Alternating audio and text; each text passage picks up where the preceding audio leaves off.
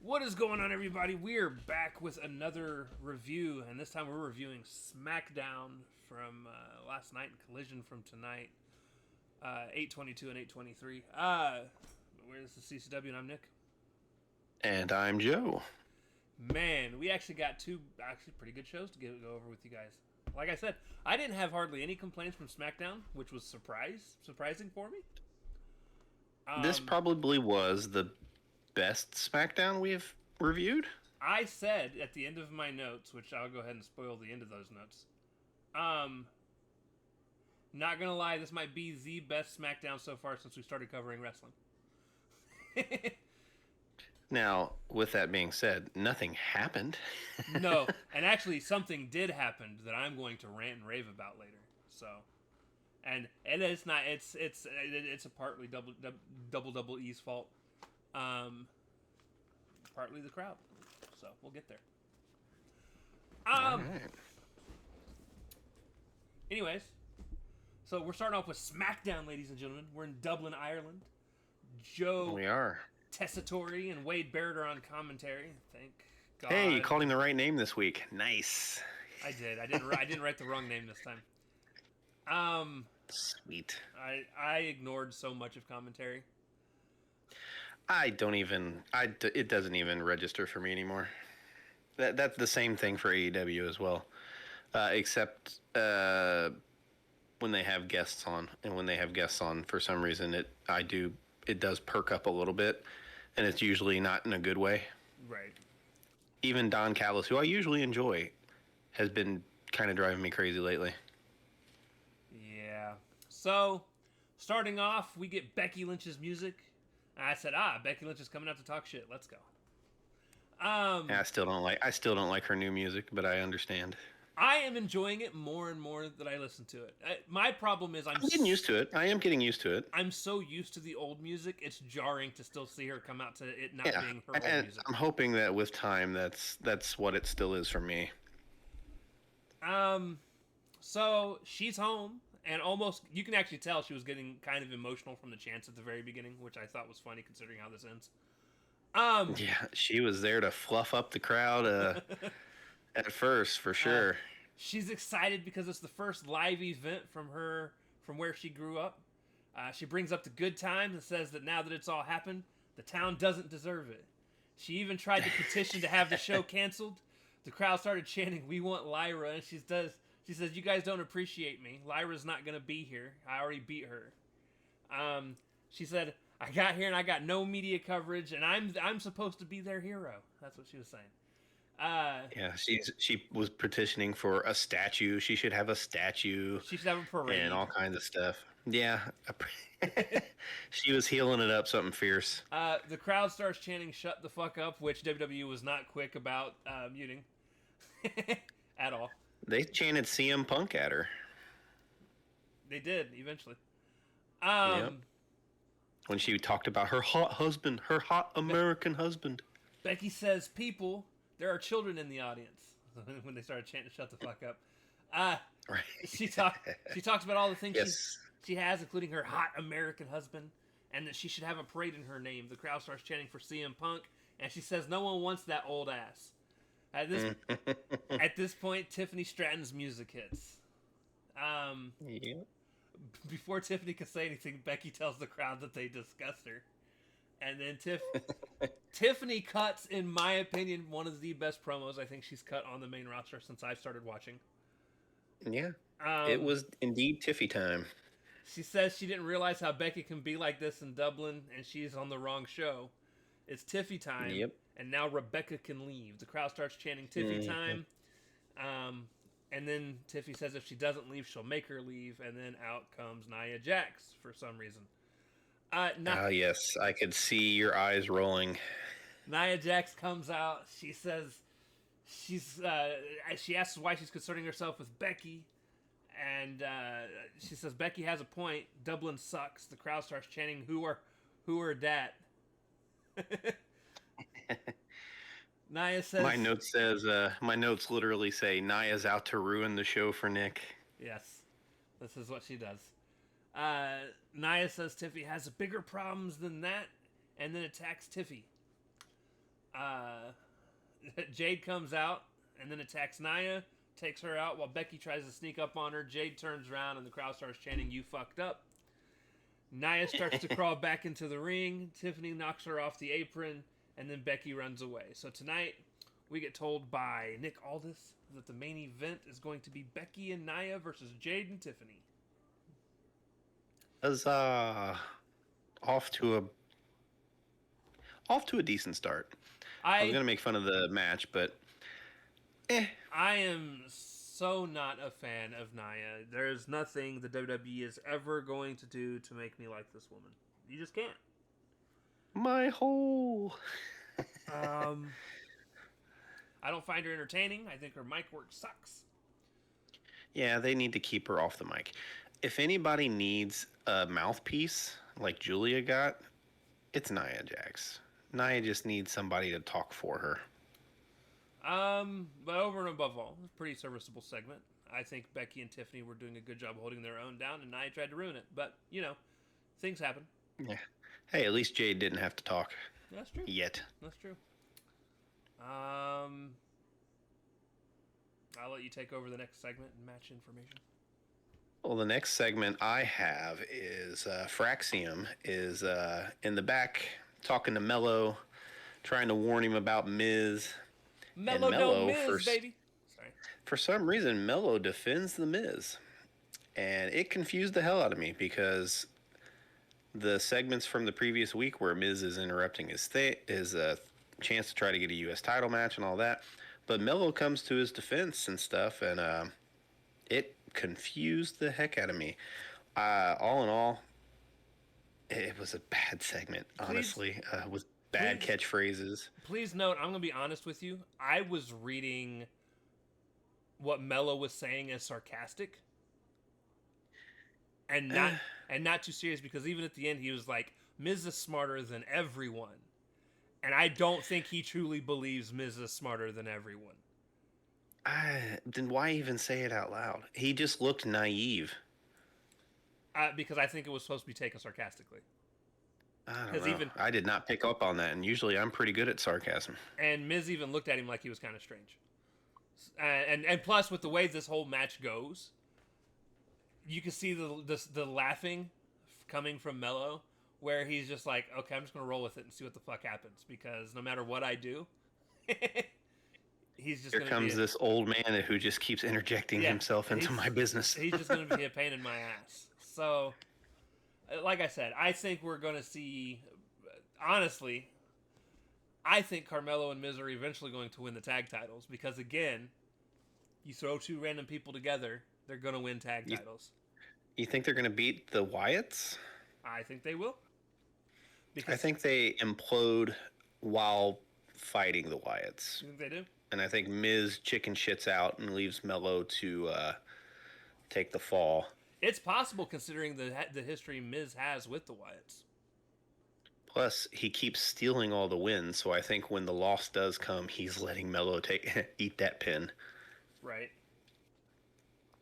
But go ahead and also Joe Gacy and Dexter Lumis show up in the back and watch from afar during that segment. I didn't even catch that. It's like the Nikki Cross and the reflection thing. I just didn't even. Well, I was writing notes, so I wasn't even looking at the TV most of the time. Right. But this is the only time. This is the only time the Wyatt Six in any capacity show up in the background for something. So it wasn't quite like last week. Well, not an epidemic then. Nah, unfortunately. Go ahead. Yeah, I know you like them a lot. I do. I'm indifferent. I like each one of them individually, but the group all together just doesn't gel for me for some reason. But we got Miz and Mello, or as you say, Mello don't Miz. I just need I just need you to believe. Sorry. Go ahead. Believe. So Miz and Mello. Oh God, I remember those days. Miz and Mello versus the Motor City Machine Guns, and Mello tags himself right in at the beginning of the match because Miz did the same thing to him last week. So turnabout is fair play. Miz did eventually tag himself in. There's a lot of just tagging oneself in. Um, let's see. Motor City Machine Guns hit dives.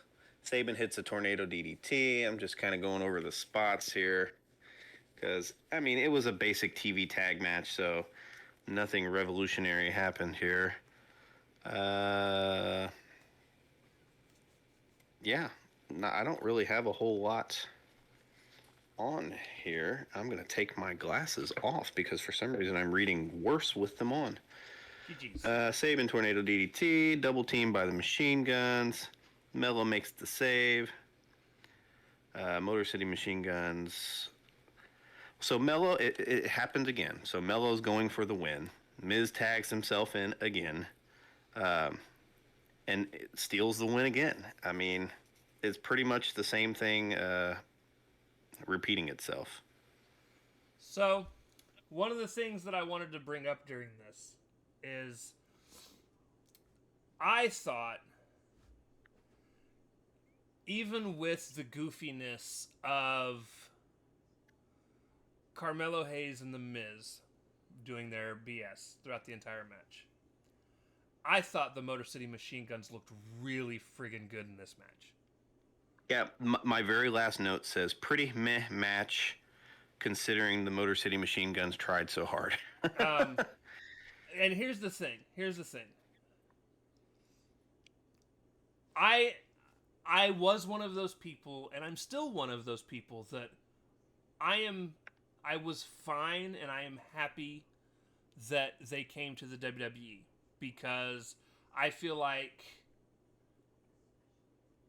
even though it was a rough start, the fans are finally starting to get behind them as a team. Dude, they've been the tag team champions. Right. Well, they came in and won the tag team championships almost immediately, but the fans still weren't really behind them at that point, because a lot of the WWE fans don't know who they are. They don't react to tag team wrestling at all in WWE. What did we have a week ago when it was DIY and was it the Profits they fought? I believe so. That was a pretty okay match, but the crowd was dead. I mean, dead. Right. Like nobody was cheering squat. Which is sad, because tag team wrestling is actually one of my favorite things to watch. If you stick around for the Collision part of this review, you'll find how really good tag team wrestling can be, because there was a couple of really good tag team matches on that show. There is at least one really good tag match on this show, and we're gonna get there. But with this match specifically, I thought the Motor City Machine Guns killed it, and I will always think of what if, right? A big one being what if. Be so better off in AEW. A big what if for me is what if they would have went to AEW. And I'm telling you right now, because guys, again, we'll talk more about the Collision. I swear to you, the Bucks just had one of the best matches I've ever seen in their career. Just tag team. Well, number one, they would be much better utilized in AEW. Number two, AEW right now needs good tag teams. Yes. Because they've got FTR. Okay, so they've actually got good tag teams. They've got good tag teams. They're just aimless right now because the Hurt Syndicate has the belts and they're holding them hostage, literally. But their styles mesh so much better with like Kyle O'Reilly and Roddy, the Bucks, any of the flippy teams that are pretty similar, like the Top Flights and the Private Parties and whatever other team is flippity dippities over there. Right. Just would mesh so much better over there. I think so as well. And yet here they are. But I can't be mad either, because I'm getting to see them wrestle against other teams that I think are good. I still just need the Usos back. So, but no. So you don't have to see anybody yeet anymore? We'll still see him yeet, but at least he'll be yeeting with his brother. That sounds so wrong. Speaking of his brother. Yeah, speaking of his brother, nice segue moment. Backstage segment. I didn't even think of that. Jimmy still hasn't had the time to process the new kid on the way. Sammy shows up. It's his birthday, too. Yeah. Happy birthday, Jimmy. It's his Big Jim. birthday, and Naomi is pregnant. So all the stuff going on. Sami Zayn shows up and is so excited for the new kid. Solo and the MFT show up to annoy me.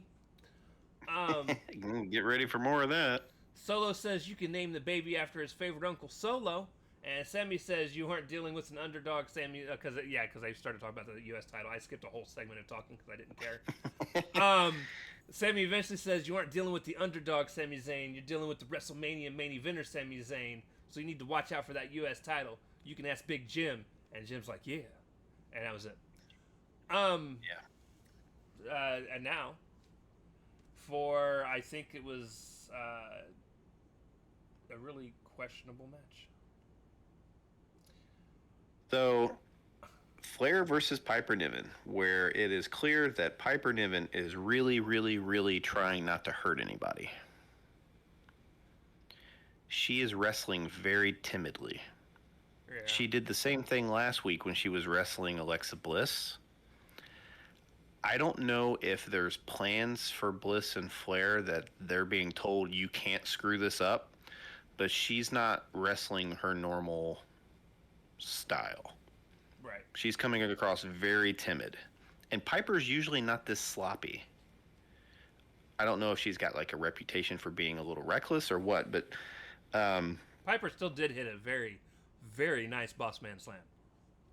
It's in my notes as well. They actually started the match like a wrestling match, dude. It was a tie-up with some wrist locks and stuff. Yeah, that was a nice... Piper has a really nice boss man slam. Her boss man slam on this show was better than the one on last the week. Collision show hit by some... Oh, yeah, and last week, too. She does a really good one. Are you talking about Big Bill's boss man slam that we'll talk about later? Yeah, it was a little sloppy, but given who he was, it still is Big Bill. But yeah, it was very timid. Flair did hit a great moonsault. I love that. And there was the normal. I love that she told Chelsea to suck it. Yeah. Charlotte's showing a lot more personality. Yeah, you can tell she's actually having some fun, and I was fine with. And maybe that's what she's needed because until the distractions. Right, I was fine with most of the match until Flair hit that whack ass fucking spear. Yeah, I hate her spear. I hate most spears, but the spears that they hit and then they do that weird roll thing. Oh yeah. Annoys me. I hate it so much. Number one, I hate the spear. Two people should do the spear. It should be Roman Reigns and Braun Breaker. And that's it. Nobody else should do it. Nobody else. Yeah, the only other man that should have been doing it should have just retired. So. Yeah, it is overused. I hate Cope's spear. Yeah, I'm not. His spear is. I've never shit been a fan as well. of Cope's either. But is it better than Jay's? Yes. Yes. Yes. The only ones worse are the ones that the women hit. Yeah. So and again, it's also I will never be a fan of smaller women hitting, or smaller, not even just women, smaller people hitting bigger people with spears. And telling me to believe it. Yeah, you would bounce off. That person would laugh at you.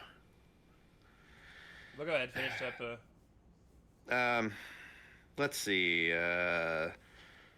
So eventually there's a distraction and an eye gouge, allowing Piper to hit her finish for the win. So she actually went over Charlotte, which I was super surprised.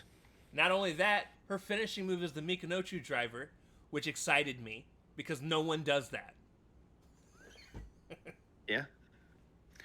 It was, all in all, it had its spots, but Piper looks like she's wrestling like very timidly, and I don't understand what's going on there. Joe Tessitore, by the way, named the right move with the Mikinochu driver, but he mispronounced it because he was so excited. I want to say, I think he called it the Minakoju driver, if I remember, or something along those lines. And I was like, you were close. You're doing better than Shivani. Yeah, he didn't call what did he call? It was Oh, he called a Death Valley driver a Samoan drop. Ay, ay, ay. Well, it's not like Joe Tessitore has an excuse. He hasn't been in the business for 40 years. Tony Now, Schiavone needs to get his shit together. now, one thing I didn't hear anything about. Why was Bliss not ringside? Yeah, I don't know. Didn't want to leave the kid at home while she went to Dublin, is my guess. I don't know. It just seems weird to me that she's not there because, like, they're just now starting to get along as a tag team. Maybe she did get hurt. Maybe that's another reason why Piper was wrestling so timidly. I hope not. I hope not. I hope not either. I think if it was anything big, we'd have heard about it, though. So it may have just been some bumps and bruises, and they just didn't want to risk it. And maybe they wanted to give Piper a win and Chelsea's group a little bit of momentum, since clearly they're going to be the next opponents. Right. Oh man, 2 back-to-back in-ring segments, and one of them I have almost a page fucking for itself. So let's go to the one that was literally nothing. Julia with Jane in the back, talking about contracts and stuff that she's, solidifying for Julia. In comes Mia Yim to remind them, like, hey, I'm next. Kiana's like, no, we didn't discuss this, blah, blah, blah, blah, blah. And Julia just was pretty much like, you'll get it when you get it, lady. It was a nothing segment. Just nothing. Yeah. All right. Now the big segment. Yeah, that is actually a really good segment. This is, by the way, it made why him Cena look so bad. This is why Cena needs to be face. His promos are so much better as a face. Logan Paul looked out of his depths. Out of his depths. So John Cena comes to the ring. Before he can even talk, Logan Paul's music hits. Paul comes out, and Logan says, "It's always good to be back in England. All you," which they aren't in England. So the crowd started booing him. He's like, all you Irish people are the same, drunk, washed up failures. The crowd chants, who are that? And he was like, yo, I'm Logan Paul. You know this. He calls Cena an actor who happens to wrestle, and the crowd starts to chant, shut the fuck up. Yeah, the crowd took over the whole segment while he talked. Yeah, they did. Logan says, how am I the outsider? I've been doing this for 4 years. I'm the best this company has, and I'm up next. 4 whole years. 4 whole years. And I'm exactly who I say I am. And that's something that Cena even had mentioned at some point. Yeah. So Cena, he called Cena a corporate pawn. He does whatever. Corporate fraud. He called him a corporate fraud who lays down for whoever they tell him to lay down for. Yeah, he does whatever the company wants him to do, and if he wants attention, he doesn't need to get naked at the Oscars to do it. Logan brings up the 5 moves of doom. He says he leaves the ring to pretend to be somebody else, and these are facts. I said Logan sounded like a whiny bitch during most of this. Yeah, I put Logan looks bad. And then my next note literally is Cena kills this kid. Crowd starts chanting, calling Logan a wanker. Which was funny. I always get amused when the English crowd starts chanting wanker at any point. You just called them English. The UK crowd. Same difference. It's a United Kingdom. Yeah, whatever. Whatever. Typical American. So, Cena says Logan Paul is destined to be great, and it makes him upset. Cena says that Logan Paul isn't an outsider. He's a disappointment. He says he remembers when Paul first showed up, how excited everybody was. He was on his podcast and accepting him as a new member to the roster. And what does he go and do? Becomes a disappointment. He runs out to the ring, goes to the Prime drink stand and says, you use us as a lame branding opportunity for a new Pokemon card. And he flips the Prime table over. He gets back in the ring and says on top of that, you have the audacity to come in and brag about being here and wrestling a total of 23 matches, which is ironic because Cena's been giving his heart and soul to this company for 23 years, and that's not just PLEs and premium televised events. He's been here for the house shows and doing it all, regular TV, everything. And while he was doing that, Logan was making Vine videos with his brother. Every time Cena steps into the ring, whether it's 100 moves, 5 moves, or 1 move, and then he gives him the middle finger as he says 1 move. He says, all I do is ask one question. What can I give the business? The reason the crowd gives you a hard time, Logan, is this because you only ask one question, and that's what can I take from this business. He said Logan Paul isn't an outsider, he's a parasite. And there are tons more deserving people, and even he sucked one more Cena match away from the fans that they could have had. And he went through and listed like the who's named who a bunch of WWE. AJ Styles, Jacob Fatu, a couple others. Yep. He says at I about said Forbidden Door at Clash. Bring your A game to. He says, "Bring your A game to Paris because you're facing the greatest of all time."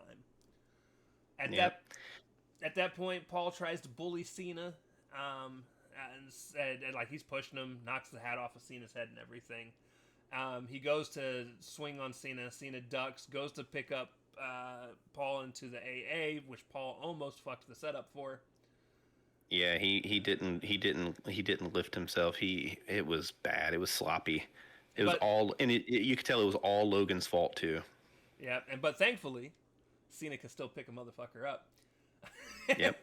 And that was it. He dropped him with the AA, and he left.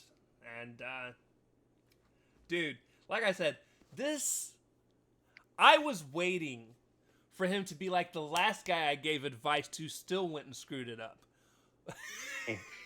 He eviscerated this guy almost as bad as he did Austin Theory. Yeah, almost. Yeah. He did. My favorite line was, "You know a ton about hustle, but you know nothing about loyalty and respect." Right. It was great. Logan Paul looked really bad. Looked Bush League, like, really bad. Cena looked great, though. It's one of those things where, again, Cena, when he's on point for a promo, especially as a face, there might be 3 people that can hang with him in the history of people he's been in the ring with. Yeah. It's rough for whoever's standing across the ring from him, and even Rocky had some rough moments. Well, that's because all of Rock's shit is written down. Right. But yeah, no, this was a vocal demolishing of Logan Paul. Not quite to the Austin Theory level, but it was pretty bad. Yeah, it was pretty damn close to Austin Theory level. It was pretty damn close. The knocking over the Prime stand was amazing, which they set back up, which pissed me off. I wanted that thing to be knocked over the whole match or the whole night, but awesome segment. Paul continues to look bad. Like, the kid is athletic as can be, but just cannot cut a promo. Just cannot. Yeah, I don't know what they do with him after this. If he goes over Cena, I'm going to be so upset. And I am, for the record, and Nick already knows this, I am not a huge John Cena fan. I'm just not. Never have been. But if they put this kid over Cena, I'm going to be so mad. I don't care if he's retiring and you're supposed to put over the young kids going out. This kid isn't deserving of that. Yeah. My problem with Logan is he is ridiculously talented and actually really good at wrestling for someone that wasn't brought up in it. Wasn't an indie wrestler, And again, I know he's being a heel. Like, that is his whole thing. But even when he's not being a heel, when he's just being himself on his podcast, he's a very unlikable young man. Yes. And that's where my problem is. I don't mind all the trash talking and stuff, like the stuff he was saying and whatnot. No, because it's wrestling. At the end of the day, it's still a show. But he's just unlikable in real life. But yeah, he's just unlikable in real life, and it makes it rough. It really does. It bleeds in, And they know that. That's why he's a heel. Mm-hmm. But he looked bad in the face of all this. Quick backstage segment. Tiffy tells Jade she doesn't need help. And Jade's like, hey, I need you at 100%, so there's no excuses when I take your title. And that was that. Yes and yes and yes and yes. So if you want to go ahead and talk about match 3. The best match on the card for me. It was fine. There was also a Drew McIntyre and Logan Paul backstage while the intros were going on for the Street Profits came out. Then they came back from commercial, and Drew was talking to Paul backstage and said Paul was afraid of Cena and he needs to get him back tonight and blah blah blah blah blah. Which more to come on that. That leads into the Street Profits versus the MFT. My bad, wrong match. No, this isn't the best match of the night. I lied. Well, there's only one other match after this, so. No, I'm pretty sure I would have given. No. I'm pretty sure I would have given my actual match of the night to the Mello and Motor City Machine Guns. But go ahead. So the wrestling in this show was not, super superb, but it was a lot of tag matches. Now that I'm looking at my notes. Well, the problem is who wins this match is who's going on to face Mello Don't Miz for the number 1 contendership next week. Well, yeah, like you had any doubts on who it would be anyways. So it's the Street Profits versus the MFT, and it's the MFT consisting of JC Mateo and the shorter one of the Tongas. Profits... Tongaloa, sorry. I know. I was... Yeah, whatever, the shorter Tonga. Because what is it? Paula Tonga and Tongaloa, right? Get Loa, because he's lower. Tala Tonga, because he's Tala. Listen, I don't make this stuff up. Dude. You never connected so that it? just... No. Well, there's another one that's been out. That is lazy. That is so lazy. I'm gonna drop the first F-bomb of the night. That is so fucking lazy. Sorry. I don't even want to fucking proceed with this. Profits up early. Lots of drop kicks. MFT then takes over and gets some heat on the Profits. Oh God, this. Oh man, now I can't not see that. So a distraction causes Montez to get knocked out and thrown into the post outside. God, I keep calling JC Mateo Jeff Cobb in my notes. Jeff Cobb hit a nice standing moonsault, and for a dude that big to hit a standing moonsault that awesome was really cool. Dawkins came in with the hot tag, did his whole hot tag segment. This brought down all the distractions and stuff from the outside, brought down Big Jim and Sami Zayn. They came out to even the odds. The tall one and Jimmy fought into the crowd. Sammy dropped solo on the announcement table. Profits took advantage of it with Dawkins hitting a sky high. Montez hit a giant, I'm going to call it a 5-star frog splash for the win. So we get the Profits and Mello Don't Miz next week for the number 1 contendership. He calls his frog splash the Shamrock. I don't know why though. That's confusing. Yep. So anyways, so a couple things on a positive note before I go into my rant. On a positive note, the Street Profits are starting to slowly win me over. So to be fair, the actual wrestling wasn't really bad good. Per se. Yeah. Dawkins and Ford have always been a good team. The problem is WWE doesn't care about tag teams, so they don't push anybody. The crowd was dead during this match until Sammy and Jimmy came out. There was also I didn't write it down in my notes, but I remember there was one of my favorite things that Cobb does as a wrestler are his stalling moves that look like you shouldn't be able to stall those moves. Um, He's strong as an ox, dude. yeah, he is. He's He did this stalling gut wrench slam. yeah, he always does that. That's his normal one that he does. Obviously, he's done several other stalling like Germans and stuff like that. Yeah, it's usually a gut wrench. But the gut wrench, dude, is so nice.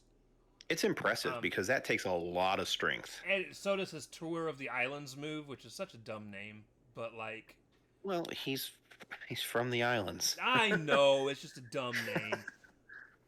No, I what's would dumb is they didn't just let him be named Jeff Cobb. I would rather it be called like Slam on the Cob or some shit like that. Anyways, Cornhole on the Cob. now I'm gonna rant. So during this match, the crowd starts chanting "You can't wrestle" when Jeff Cobb is in the ring wrestling, and Which is completely false. the amount. Completely. And He's here's the thing. he's one of the only. He's probably the best wrestler out of that entire group. Out of the entire group of MFTs, he is the best wrestler in that entire group. And the problem is the WWE fans haven't gotten a chance to see it because, one, WWE fans refuse to go look anywhere else to watch wrestling for some reason. They don't like anything because they're there for the entrances and the finish. That's it. So they haven't watched That's any of all his. they're there for. They haven't seen any of his New Japan stuff. Any of his, like, I think he showed Ring up of in Honor, AEW twice. Ring of Honor, AEW. He's been in Ring of Honor a ton. But he's been in Ring of Honor I a ton. think he's been in TNA. He's been everywhere. So, like, they haven't gone to watch this man wrestle, and WWE hasn't done anything to put this man in a position to just be able to wrestle. And if I'm going to be honest with you, if you're going to put him in a team, and you had already planned on bringing him in, you know what I would have done? I would have stuck him in a team with Bronson Reed. Because I feel like you can almost do a... Hear me out. I don't want it to be a natural disasters, but that's what my mind goes to when I think of just two really big dudes. Right. Hell, you could have had him splinter off with Jeff Cobb, or not Jeff Cobb. He is Jeff Cobb with Jacob Fatu. That too. Could you imagine that? Could you imagine that group? Regardless, you could put him with Jacob, you could put him with Reed. Regardless, they're going to be a badass tag team. Yeah. And yeah, and at least then you're going to actually get to see him wrestle. Like, most of what you... And another problem, too, is everybody in WWE has to slow down. Because that's what the WWE does. Yep. And what you guys are seeing is a slower, more methodical heel style from Cobb. Because he's not the type that usually spends so much time just doing a chop and then standing around for a few seconds. Doing a chop and then standing... Like, that's not normal Jeff Cobb, but that's what you're getting because of the position. His normal heat, his normal style, when he's getting heat on somebody, his normal style is he just... tosses you around. Ambushes them. He just ambushes them and just plunders them around and just... Yeah, this... Yeah. So... I'm equal parts mad at the WWE for what they've done to this guy.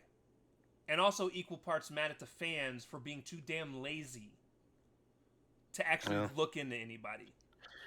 Tribalism, man. WWE fans are particularly bad at it. Like, nothing exists outside the WWE universe, and nothing is better than WWE. And there's no impartialness. There's no, just making your own opinion on things. It's just this is wrestling and nothing else is. This is sports entertainment and nothing else is. And one of the news things I was going to wait till middle of the show that I'm going to go ahead and drop it in here because fuck it, why not? There is heavily implied rumors that Jericho won't be back on AEW TV. Yay. They're pretty sure that the next time you see him will probably be like Royal Rumble next year. And if that's the case, the amount of annoyance I'm going to have when people are super excited to see him back after they just spent the last 7 years trash talking this man. Not the whole time. He was over for a big portion of it. What happened is he got sloppy. His matches were no good. He was not No, no, putting no, the no, no, no, younger. no, no, no, no, no. You're talking about AEW fans. I'm talking about WWE fans. WWE fans have Oh, you're spent the last 7 years talking trash about this man just because he's not in the WWE. well. They usually don't even know what other people are even doing. They just Because know he's a musician outside of I, wrestling. I get why you and I trash talk Jericho now. Right. It's the same reason why a lot of AEW fans did towards the end of his He'll run. get a huge fucking pop, and they won't say anything bad. But yeah, so uh, that was pretty much that was my rant. I'm so annoyed because again, and we kind of ranted a little bit on it last week as well. I want to see I more hope he for comes this guy back. because he's a badass. Right. I hope Jericho comes back and does well as well. Like I don't wish ill towards people. Right. Just his time in AEW, It had some good he moments. didn't. He was their first It champion. had some good moments, but he didn't elevate fucking anybody. No. But it's Jericho. Who is he really going to elevate? Uh, I don't mean who can he elevate. Orange Cassidy. Who is he? No. I'm not saying who can he. I'm saying who is he. Who is he going to elevate? Nobody, because he knows he knows who he is, and he refuses to do that. Yeah, he's all about himself. But a veteran like that, who's on their way down, should be trying to put the younger guys over. But, and I guess Cassidy did go over eventually, but I don't know. It was just, I don't know, creatively bankrupt at the end. But AEW has a rough problem with that, anyways, where they'll be super hot and then just creatively bankrupt for X amount of time too. Right. So, Um. anywho,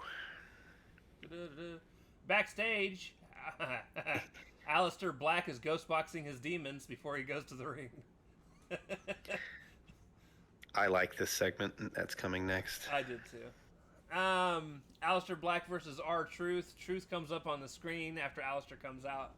And he's like, yo, I messed up and accidentally went to Dublin, Georgia. Can you believe that there's a Dublin in Georgia? He says, but hey, I called one of my friends and he's excited to come see you in the ring. And so I put Damian Priest comes out, which I was like, all right, super cool. And I was like, we're getting Aleister Black versus Damian Priest. And no, we didn't. It's pull apart time. Pull apart time. I will tell you what, Priest launched Black over the top rope. Yeah. And I was like, man, I hope Black don't get hurt. He'll be all right. But yeah, so he launched him over the top rope. Priest is not happy. No, he played mad very well. Match never starts. Security comes out to try and stop the fight. Priest will not be stopped. He breaks away from security several times, and I put in all caps, why are we not getting this as a match right now? Let them fight, damn it. Right. But I also know the must show's be for the pay-per-view. Well, I also noticed when I said that I looked at how much time was left. I was like, oh, we were running out of time. Okay. Oh boy, were we! And you can really tell in the last match. And then shortly after Drew comes out during the Cody medical update that I fast forwarded through, crowd is chanting like crazy for Drew. Drew says the official update for Cody is he's a little bitch. Yep. He says, Drew says, love that title. Kick the wife out of bed and sleep with it. Take some selfies with it. Because eventually you got to wrestle me for it, and I'm going to take it. At this point, Randy Orton shows up. The crowd loses their shit. Because he's like, McIntyre's like, you have no friends left and all this and that. And right when he's saying all that, Randy comes in screen behind his shoulder. He hits an RKO, which this one wasn't out of nowhere. It was obviously there. I put, and now I'm confused. Why did he get involved? Drew says it's because Orton is one of Cody's, or not Drew. Yeah, it's his longest standing friend there. He says it's one of your best friends, but it's also, I guess, for revenge during the tag match that they recently lost. At the same time, Yeah, I though, don't remember that. I'm not too mad about him coming out and doing the RKO because I love me a good RKO. No, I'm not mad about Drew McIntyre versus Randy Orton probably next week on SmackDown. This Drew segment was 10 times better than last week's. Because he said the word bitch. Actually, it had nothing to do with it. It was more substantial. It was more substance to it. It was quick, too.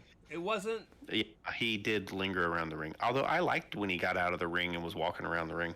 I hate when they just stand there like statues. And yeah, I'll let you take the rest of the show. Have fun.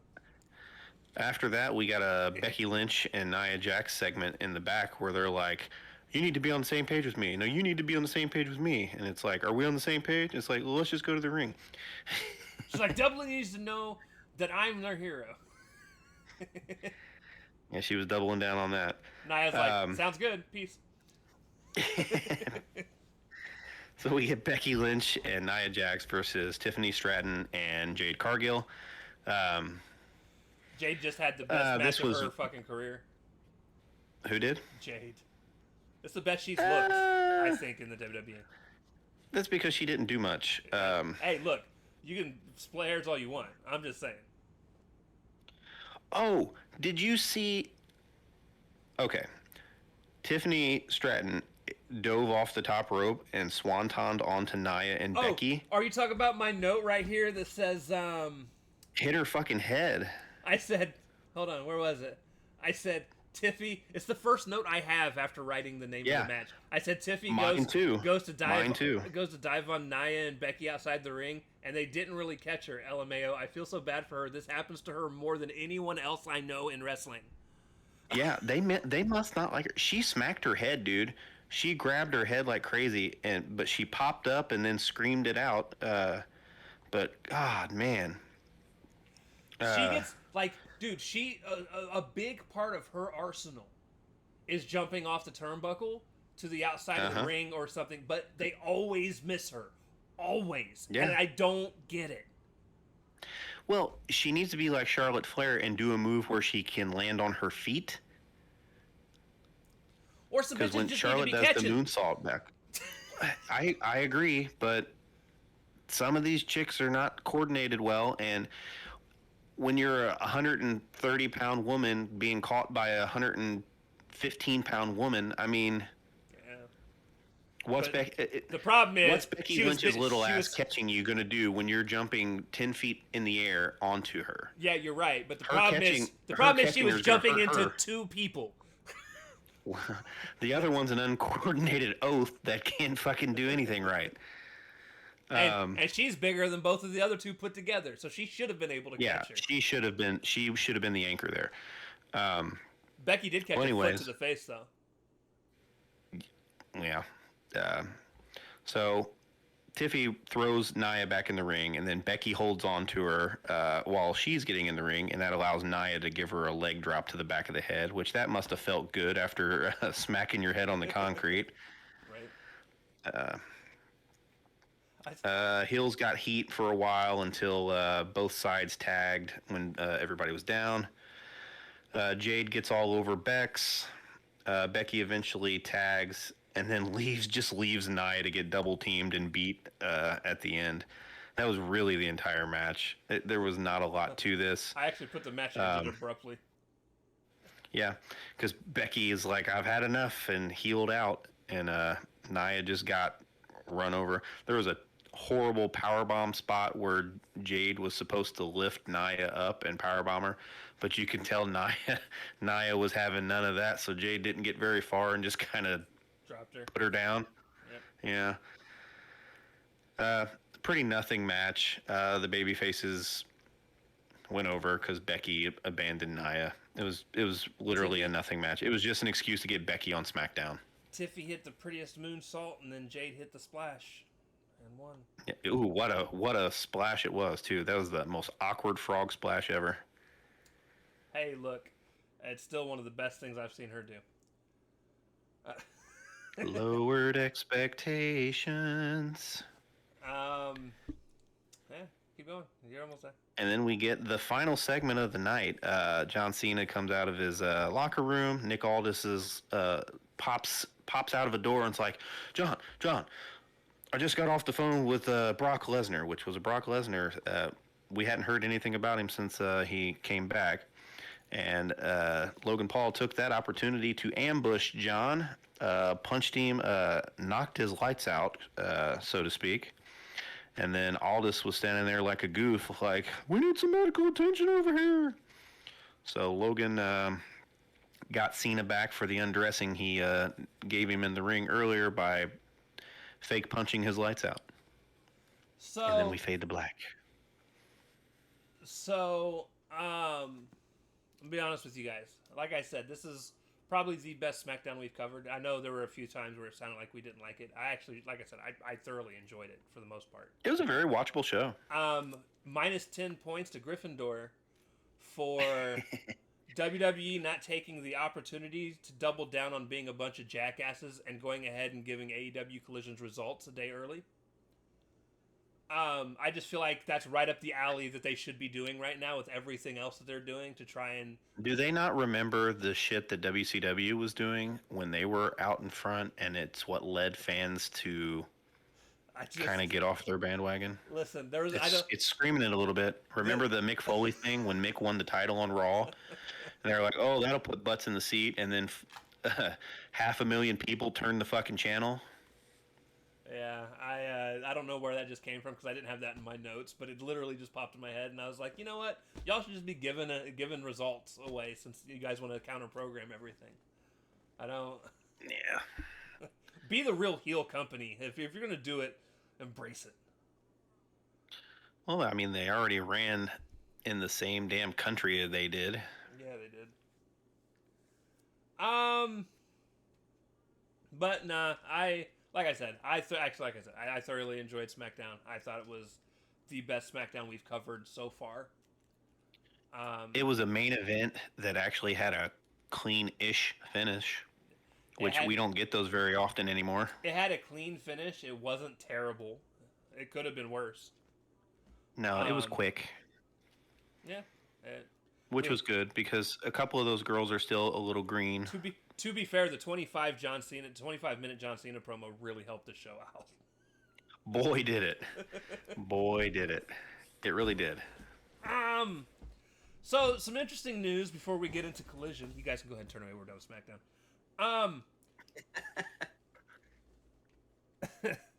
Some interesting news for your pick'em later. I don't know if it's going to affect my pick'em when I go to pick.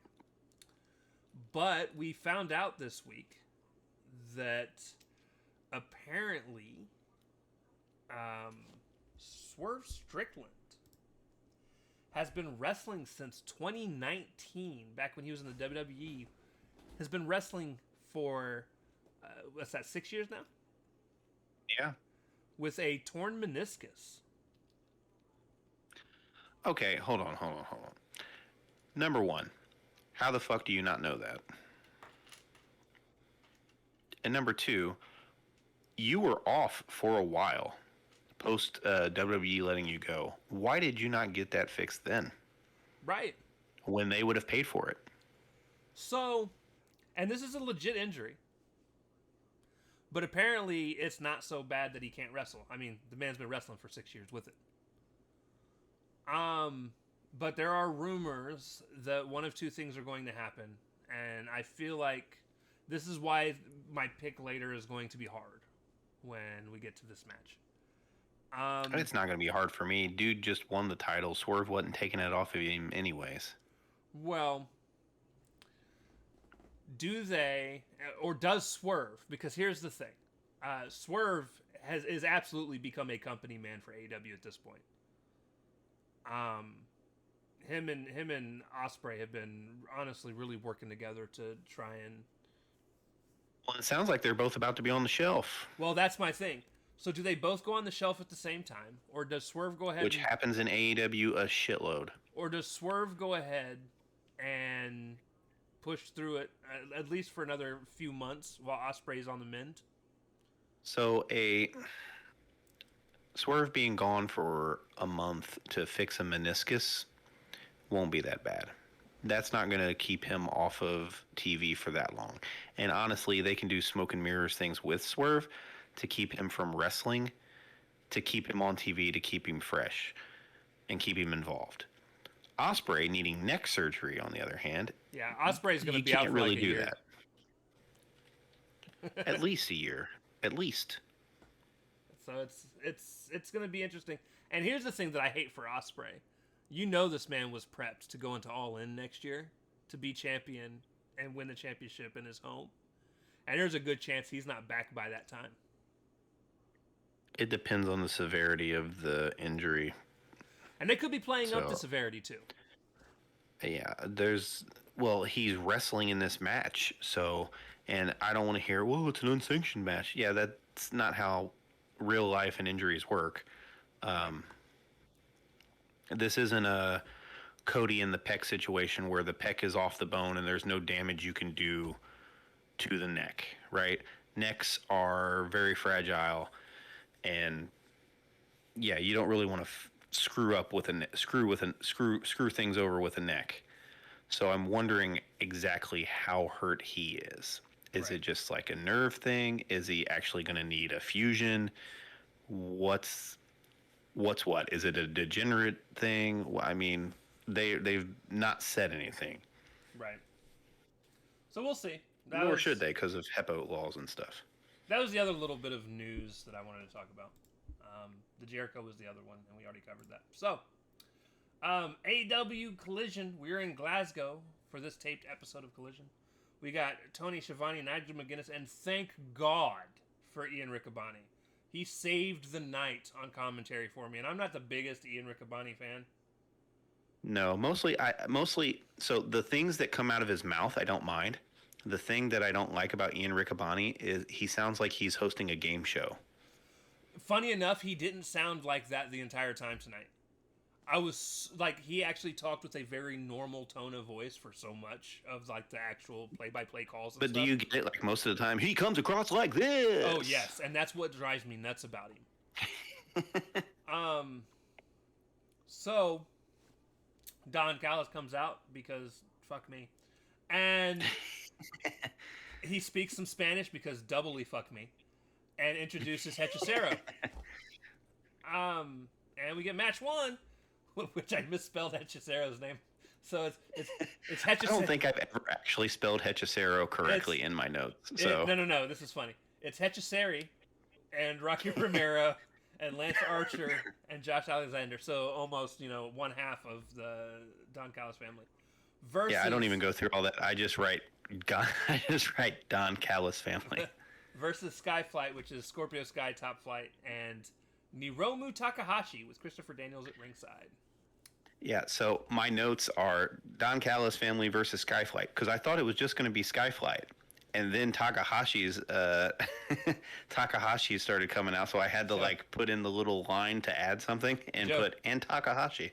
Joe was like, it's going to be a 3-on-4 match. Let's go. Well, they all come out all the time anyway, so it could have been just 3 wrestlers with the 5 of them that were out there. So Dante Lance Martin. Archer's all the time to not do anything. Dante Martin, on 4 occasions of this whole match, almost got dropped right on the top of his head.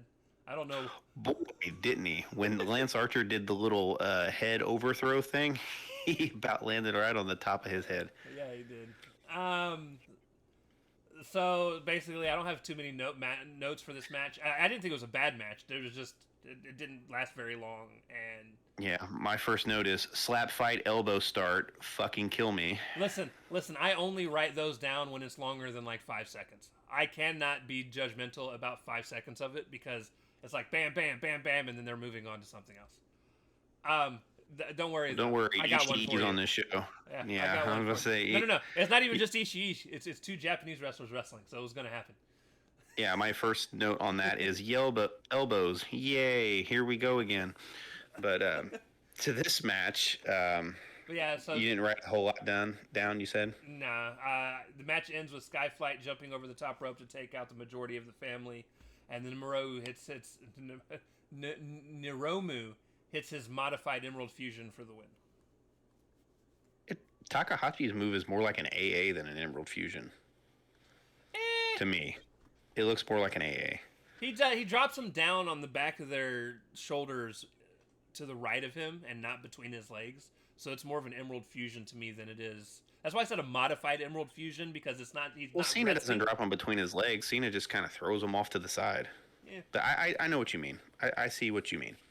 He had him in a fireman's carry and he tossed him off into like a driver almost. Right. There was a cool part where Dante Martin got vaulted over him, over his brother and the opponent. Oh yeah, that was a cool spot. That was a cool spot. Of course, the aforementioned Lance Archer throwing him on his head. Poor Dante. He did catch the other Martin brother, Archer did, trying to do a dive and then choke slammed him on the apron. I liked that as well. Yeah, and again, you touched on that last week. It's always nice to see when a little dude jumps to a big guy outside and the big guy catches him. Makes sense, right? As a somewhat of a little guy most of my life, and always had bigger cousins and stuff, you get caught pretty easily when you are outweighed by quite a bit. Sure. Did you see Hechicero not know how to tag in and out? It got really sloppy at parts. Let's see, what else do I have? Wasn't there one where he ran to the turnbuckle to tag out? He was like, "Oh crap!" Yeah, that's all I really got. Just the little things that I write down for notes tickles me, like him being so confused about tagging out. But for luchadors, that is weird though, because in lucha you just get in the ring. Yeah. There is no tagging really. We get a Hook action figure vignette, which was way better than the vignette from last Weird. week. It was so weird. It was still weird with like the Sinatra and shit playing in the background and the weird action figure. It's weird. It's 2 Hook action I don't figures. know if is he getting repackaged? I'm so confused by what these mean. I don't know. But we get 2 Hook action figures wrestling on top of the FTW title that's hanging in a picture frame. It's like some, like the credits and stuff for like the Spider-Man movies and stuff. It was almost like that. So match 2, which was my most excited for match for stupid reasons. That's for long. It wasn't. Isla Dawn wrestling for the first time in AEW. I said, let's go. Isla Dawn versus Mega Bane. Hold on, let me see. And that's all your notes. No, mostly, but it's not all my notes. Hold on, let me see if it happened. I don't think it did. Is it Tony Khan? I'm pretty sure Tony's the one that usually tweets it if it happens. I don't think she's actually signed with AEW. I think it was just I don't think so either, and I don't think this match. I don't think they would have signed her after her getting beaten this badly. Right. I do hope she catches on though. So, my notes, I basically said, where the fuck did they go? Okay. There's a lot of caps locking here, and I usually only do that for the titles of things. Mostly a squash match. Bane hit Isla with the running powerbomb for the win. And I basically said that Isla Dawn did get about as much offense as she was going to be allowed. The moments that she did get some offense, I thought she looked good. But I've always been a fan of Isla. And I think she looked better than a lot of the women do right now. And now it's during the squash match. I put mostly Bane. Isla has brief hope spots.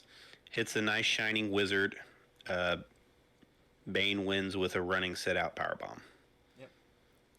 And then, why does Willow do this? Why does Willow does this like almost every other week? Willow enters the during somebody else's exit. Like, it's crazy to me. It's always against somebody that she's kind of shitty with, though. Feuding with, yeah. It's weird. But it is a nice. I like it though. I like it. It's a weird but nice touch. If you want, and then we have the same fucking match we've had the last fucking 6 weeks apparently. Hey, listen, I'm gonna be honest with you. I'll let you talk about this one, but I actually think it's the best showing. I think it's the best showing between these two teams. It's the first time Queen Aminata didn't look like she screwed a bunch of stuff up. No, but she still looks like she's so reckless. You're just waiting for a botch at any time. Right. She does come across fiery. I will give her that. So, my notes for this wonderful match, Oh, which is mostly the shenanigans oh, at the end. hold on.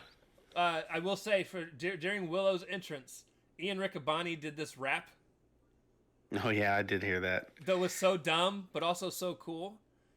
And I don't know how to feel Nigel, about it. Nigel made fun of him. I don't He know how said, to. Did you say it's pillow time?" No, he's like, "I said Willow."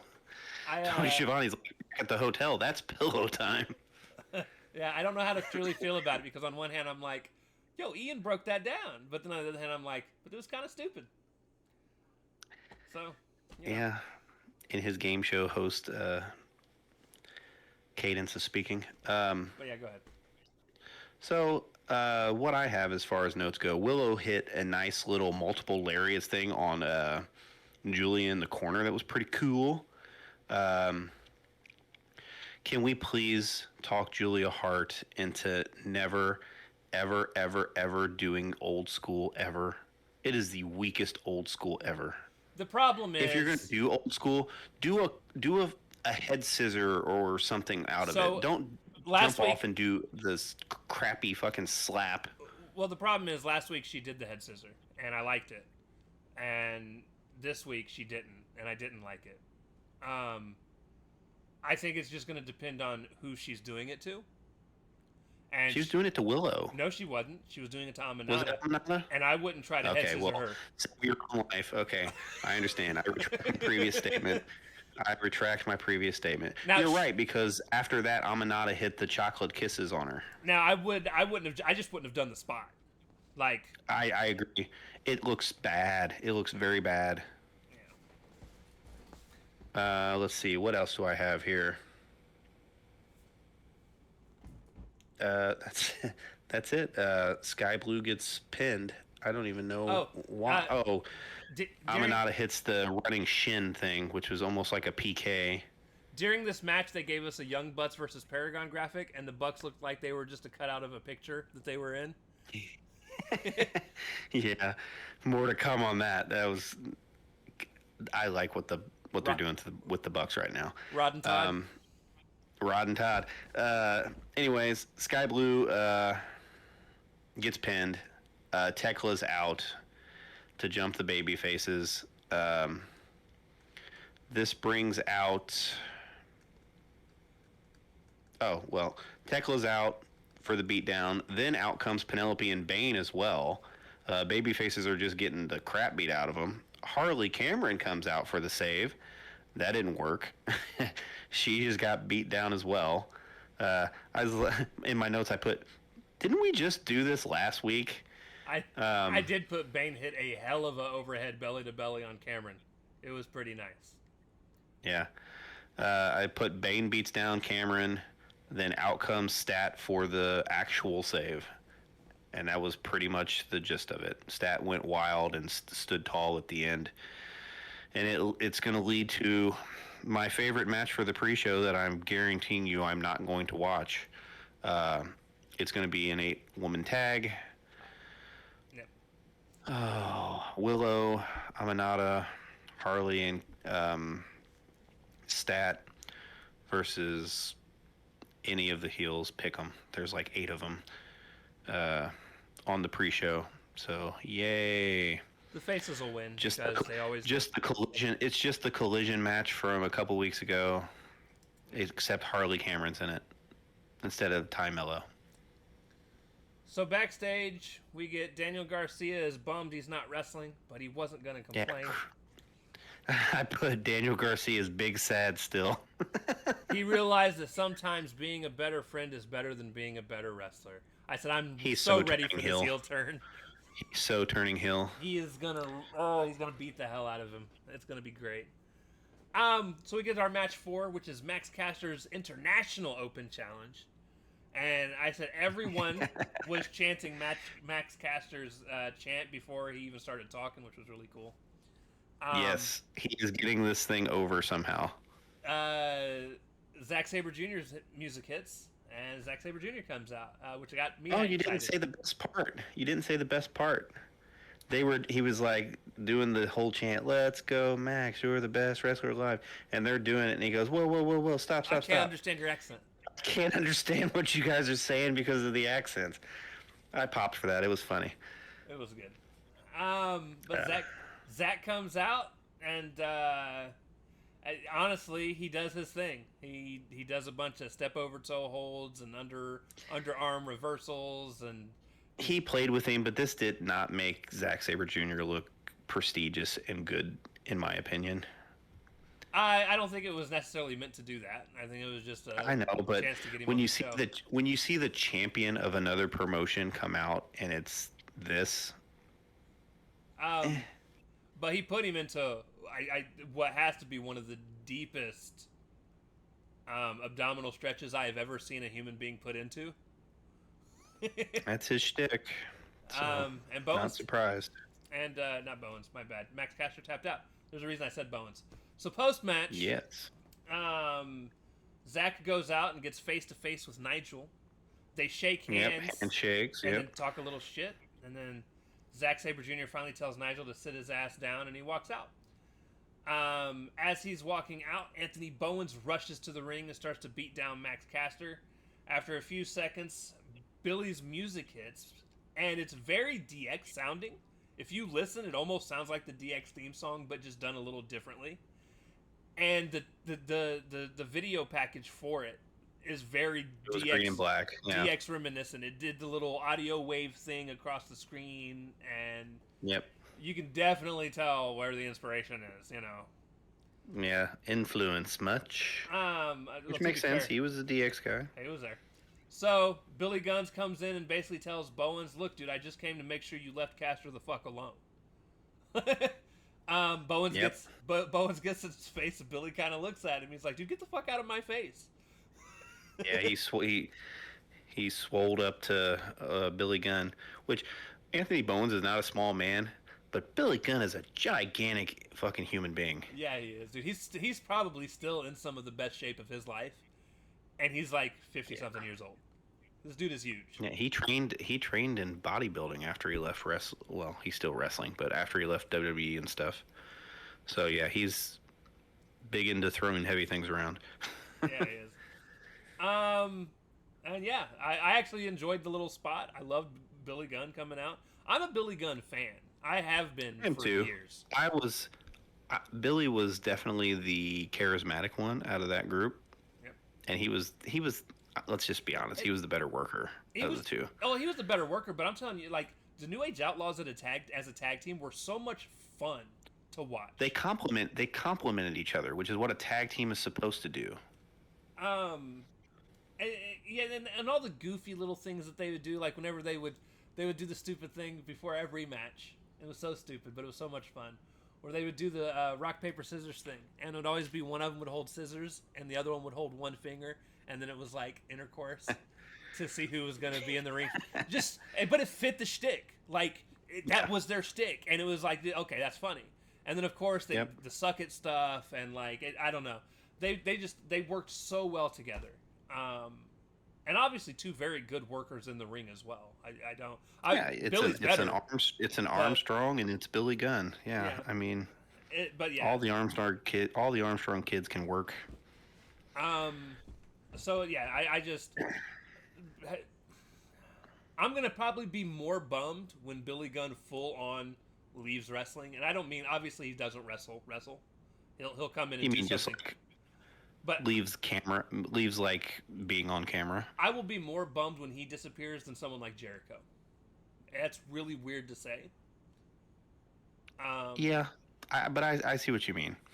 Billy actually is actively giving back, where Jericho is kind of still all about himself, or at least perceived to be. I don't want to shit all on Jericho. I'm sure Jericho has done some nice things and has put some younger guys over. Just it didn't look like it very much. Right. His idea of putting young guys over is having them team with him. Sorry. Yeah, go ahead. Backstage. Next, we had a Harley Cameron and Chris Statlander backstage segment where Harley takes them to the extras room where the Bucks are probably at, based on last week. Harley's like, "Hey, have you gotten your $100,000 yet that you won from the match?" And she's like, "No, it was supposed to come out of the Young Bucks salary, but I still haven't got it. They keep saying it'll be the next week, blah, blah, blah, blah, blah." And Harley's like, "Well, hold on a second." Harley goes in. She comes out immediately. She's like, "They say they don't have it, blah, blah, blah, blah." Mox shows up. It kept coming back as insufficient funds. Yeah. Mox shows up, looks at him, goes into the room. The rest of the Death Riders kind of linger around the outside of the door while Harley's hiding behind Stat. Mox comes out, hands her a big green envelope with the alleged cash, and then Yuta says something stupid about the weather. So they're still interested in Stat. So yeah, I mean that was pretty much that entire segment. So not a bad segment, but my favorite part in this segment, if I'm being honest, is the super subtle jab at WWE. Oh yeah, Where I must have missed it. Oh yeah, so because it's at the very very beginning. Harley Cameron's like, "Hey, I got something for you," and Chris goes, "Man, I hope it's not a puppet." And Harley goes, "Nobody does puppets anymore." And then she looks at the camera with that goofy look on her face, where like she knows, she's like, "You know what I'm talking about." And then she looks away, and I'm just like, it wasn't like a "you guys suck for taking my gimmick" type of thing, but it was implied. But yeah, so that was my favorite part of that whole segment. And The subtle nods. before you talk about your favorite match of the night, can we just go on? I want to take a second to absolutely congratulate Konosuke Takeshita for winning the G1 With a concussion. I'm surprised they actually let him wrestle tonight. So apparently it wasn't a bad one. So I heard quite a bit of the wrestling media giving New Japan and them quite a bit of grief. Right. Like allowing him to wrestle in the finals because it happened during the Sabre match. Right. Allowing him to wrestle the next day in that match and then get on an airplane for however long. All these things not good when you have a concussion. For him to come back a couple days later and wrestle again. So clearly he must have been okay, but still, I mean, young fella, please take care of yourself. Like the style of wrestling you wrestle is, you're gonna get a lot more of those probably. Like especially if you wrestle in New Japan. Like take care of yourself, kid. Like you have a bright future. Yeah, I'm not gonna. That's not my lane. Yeah, mine either. Kids are gonna do what they do. My stance is always going to be, within reason, though, right? Wrestlers are gonna wrestle. But you like most athletes, you have to protect them from themselves sometimes. Right. But they have to protect their own commodities from themselves. Sure. It's not my job. Sure. So if somebody wants to do something stupid and go out and potentially hurt themselves for my entertainment, for your entertainment, I'm not going to tell them no. That's not my job. It's almost like we've had this conversation before. Yeah, we have. With that being said, like I said, from what I was understanding, it was actually he got concussed, but it was like super minor in comparison to what we normally see. Because I don't think Tony Khan would have let him wrestle if it was bad. He's held out people for less. So. Anywho, we get Ishii versus Takeshita next. As I mentioned earlier, they start with the elbow exchange. Huzzah, hooray, my favorite spot in all of wrestling. We do have the remarkable Don Callis on commentary. And he literally brought nothing to the table. Some cool stuff happened in this match. Ishii and they had a good match. I mean, honestly, the last bit of matches on this show were actually all very good. Even the squash that's next. This was almost my match of the night until the final match of the night. This was my match of the night till the other tag team match, and then the main event tag team match just blew it out of the water. Takeshita hit Ishii with a dangling DDT where he was dangling his legs off the apron, and then he dropped him on his head off onto the floor in a DDT. So like Orton's rope DDT, but from the apron. That was really cool. Superplex by Ishii, that was pretty cool because he kind of stalled him up there for a minute. Yeah, he did. They did another elbow exchange because of fucking course they did. Strong style, brother. Let's see. What else do I have? They were beating the hell out of each other. Nice little blue thunder bomb off the ropes by Takeshita, and by the sound of it, Takeshita took most of this match, but not at all. Like Ishii, it was a back and forth match for the entire thing. It was almost 50-50, but it was probably a little 60-40 in Takeshita's favor. At the end of the day, Falcon Arrow and pin for Tak as he beats Ishii. I don't know what they're going to do with Takeshita. He doesn't have anything going on at the pay-per-view. Unless he gets involved in the Zack Sabre Jr. match, because he gets a title match now, right? He is the next one in line for the in New Japan for that title. Yes. Yeah, don't they usually get it at? Is it Wrestle Kingdom or so. Dominion? Whatever their next. Well, Wrestle Kingdom's in January, so I doubt it's that far away. So maybe it's at Dominion. I don't remember when Dominion is. So I actually watched.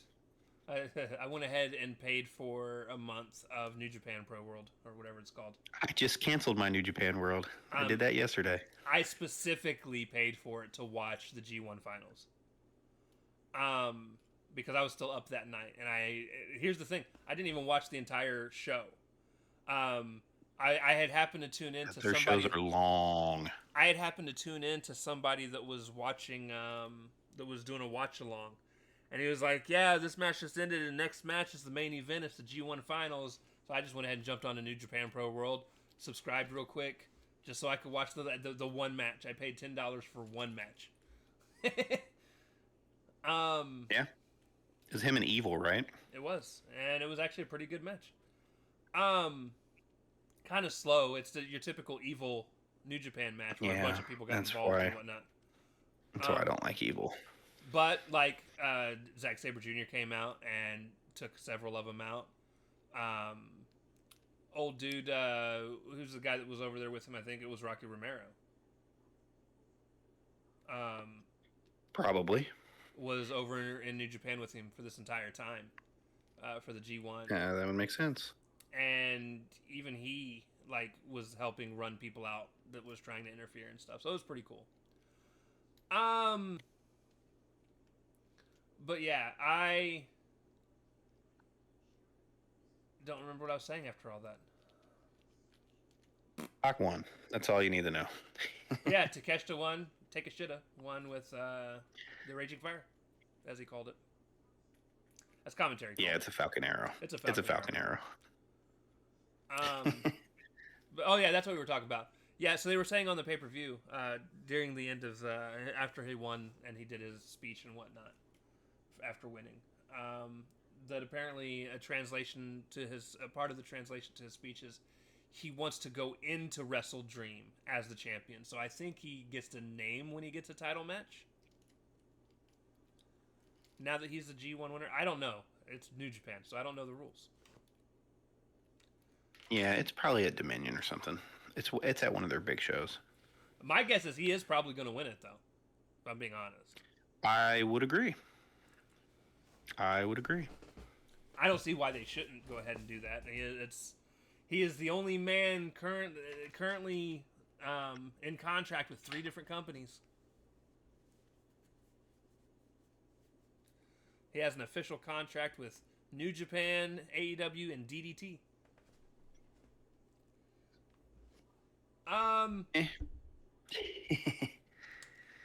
Yeah, match 6, Big Bill with Brian Keys versus randomized create a character. Mark Andrews. Mark Andrews a well-known wrestler. Yeah, I bet he is. He is. Sure I know is. who Mark Andrews is. He's in a tag team. He's a tag team wrestler. Nice. I can't remember who his partner is, but I've heard of Mark Andrews. I have never heard the man's name in my life. I mean, I probably have because there's tons of Marks and tons of Andrews. So I mean, you've heard of him. Now you're gonna make me look. God damn it, Nick. I gotta. Anyways, this match was all Big Bill all the time. Hit a nice boss man slam. Mark Andrews primarily teams with a guy named Flash Morgan Webster, who I've also never heard of. I've never heard of Flash Morgan Webster. Their tag team name is the Subculture, and they were in NXT UK and Impact Wrestling. 2 times I didn't watch. I didn't watch for the entire... Remember that NXT UK show, man? Yeah, I never... No. And I never watched Impact when they were Impact. I've only watched them as TNA. So no, I don't know who these people are.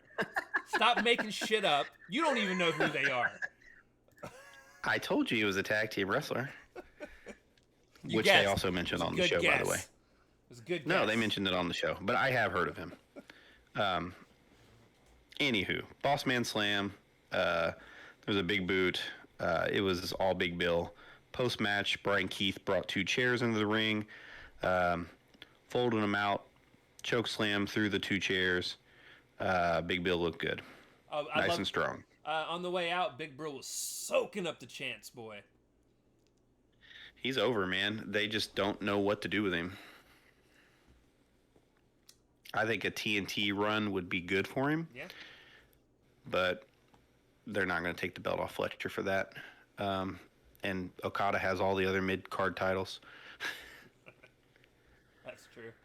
I'll take this one. This will be fun. So I liked this match. The Gates of Agony. Actually, you probably have more notes than I do. But let me do this. Gates of Agony was Ricochet versus Grizzled Young Veterans. I said as Bill and Keith were leaving, Goa make their entrance, and Bill looked annoyed by this. Ricochet's on commentary. And then my only note, I have one sentence for this entire match, and I said, mostly a good match, completely ruined by Goa's whack-ass tag team finisher. Worst tag team finishing move in the history of wrestling. And he is going to die on that hill, people. I will, dude. Name me a worse tag... The high-low is better than this, and I think the high-low is usually a pretty stupid I love tag the team high-low. move. I love the high-low, so I won't let you put it in the same category as this. I have some notes to this. It's not even close to the same category, dude. Because, like the high-low for me is like a C-, and I don't think you can go lower than an F, but if you could for Goa's fucking tag team move... So here's the thing. You know what this move essentially is? It's a double choke slam. It's no, just it's they hold their arms up. They just don't grab him by the throat. They grab him by the armpit. And it's still stupid. Grab him by the throat because at least it's literally the same move. Nah. It's literally the exact same move. Nah, it's the same bump anyways. They don't even slam him down. They drop him. It's so weak. So, mad shout out to the Grizzled Young Vets who made this match possible because they bumped their ass off for Goa. Ricochet on commentary was awful. Yeah, it was. I like Ricochet. Ricochet is talented as hell, but he continues to come out here looking like a fucking geek every single week, and I am tired of it. I don't even want to see him on TV. And that saddens me because he's great. But this current gimmick is awful. Like his inclusion with Goa wasn't bad at first, but he looks like such a geek. And to give you guys an idea, so last week we had that moment where Hangman cornered him and made him look like a bitch. Did I send that to you? Did I send you the little screenshot of that? Oh, you didn't need to. It's all over Twitter. So, what he should have done instead of looking like a whiny bitch who was cornered. He looked like a little bitch, man. He should have just taken the ass beating and laughed through it. Like, yeah, tap back into that little bit of psychopath that we were starting to really like. It's literally the Joker in the interrogation room when Batman's trying to interrogate him and he can't get anything out of him because he has nothing to offer. It could have been something like that. It didn't need to be that like insane, but it could have been so much better than him looking like a little just a little chump, man. Just to give you guys an idea, if you want a light version of what we're talking about, think back to like Liv Morgan when she was the women's world champion and she lost to this is before Judgment Day. She lost to Rhea. Was it Rhea? I don't remember if it was Rhea, but I remember she got put into a submission and they had her pass out smiling.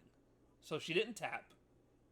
She didn't just pass out looking like she smiled and then was out. And it gave her that almost like kind of psycho look to her, and the fans appreciated that more and really started to back Liv at that moment.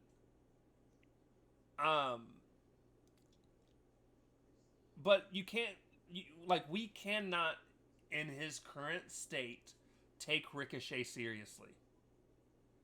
No, not at all.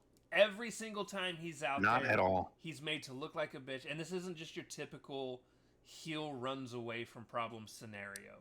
This is he's cornered, looks like a cornered puppy, and doesn't fight back. Like, even like I said, even if he just fought back and Hangman whooped just got his ass whooped.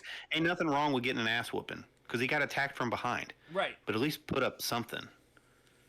I don't know. It just rubs me the wrong way. Yeah. For a guy who is way too talented to be getting booked like this. Yeah. Anyways, back to the match. Grizzled young veterans, man, they're looked good during this. Lots of double teams. Their stuff looked good. Really putting over Goa when they were bumping for him. It was pretty much a 50-50 match till the end. Let's see, bumping like crazy. They hit a like an assisted coast to coast where the dude held one of Goa in the corner while the other grizzled young vet hit the coast to coast drop kick in the corner. Yep.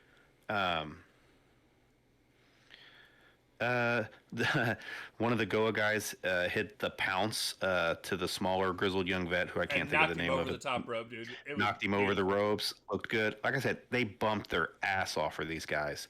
Then I put Nick's favorite tag team finish for the win. Pretty good match, man. It was pretty good match, and I put mostly due to grizzled young veterans. Like, they really made these guys look good, but they got their own shit in too, so they look good in defeat. They should use these guys more often.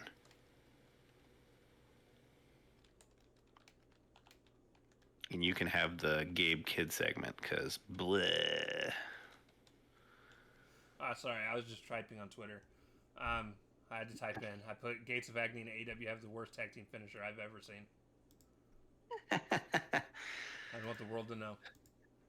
He's at least consistent, folks. Yep. All right. So, backstage, Gabe Kidd has the War Dogs. Kid is tired of fakes and phonies. So Gabe had to bring in some real dogs to take out some bitches. And then Clark Connors, I think is his name, said they are the best in Japan, and now they want the trios titles. That was it. There were some other things that were said by the other guys, but like that was the gist of it. They're going for the trios titles today. Yeah, my one note is these guys should never speak. Sets up trios with ops. I didn't hate their speaking as much as others, but Gabe Kidd was fine. I've heard Gabe Kidd talk. These other guys were. I wasn't impressed, but I wasn't like, oh my god, this is awful. It was just it is.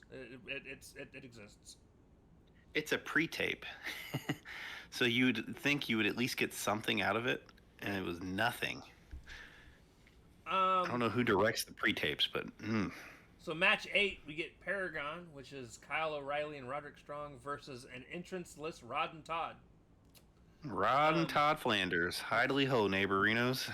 which are the Young Bucks. Now, I don't have a whole lot of notes because there was a lot of stuff that happened. This match was really, really good. This is my match of the night. And like I said It earlier, was my match of the night as this well. this might be one of the best Young Bucks matches I have ever seen. And for that matter, Paragon. Oh, I dude, Paragon's great. I don't know. I love Roddy Strong. At one point, Nick Jackson tries to come in and make a save and trips on the rope and eats the canvas. And they're playing into them not being able to fully function the way that they should, because there were 2 or 3 actual miscues where they actually hit each other instead of the opponents.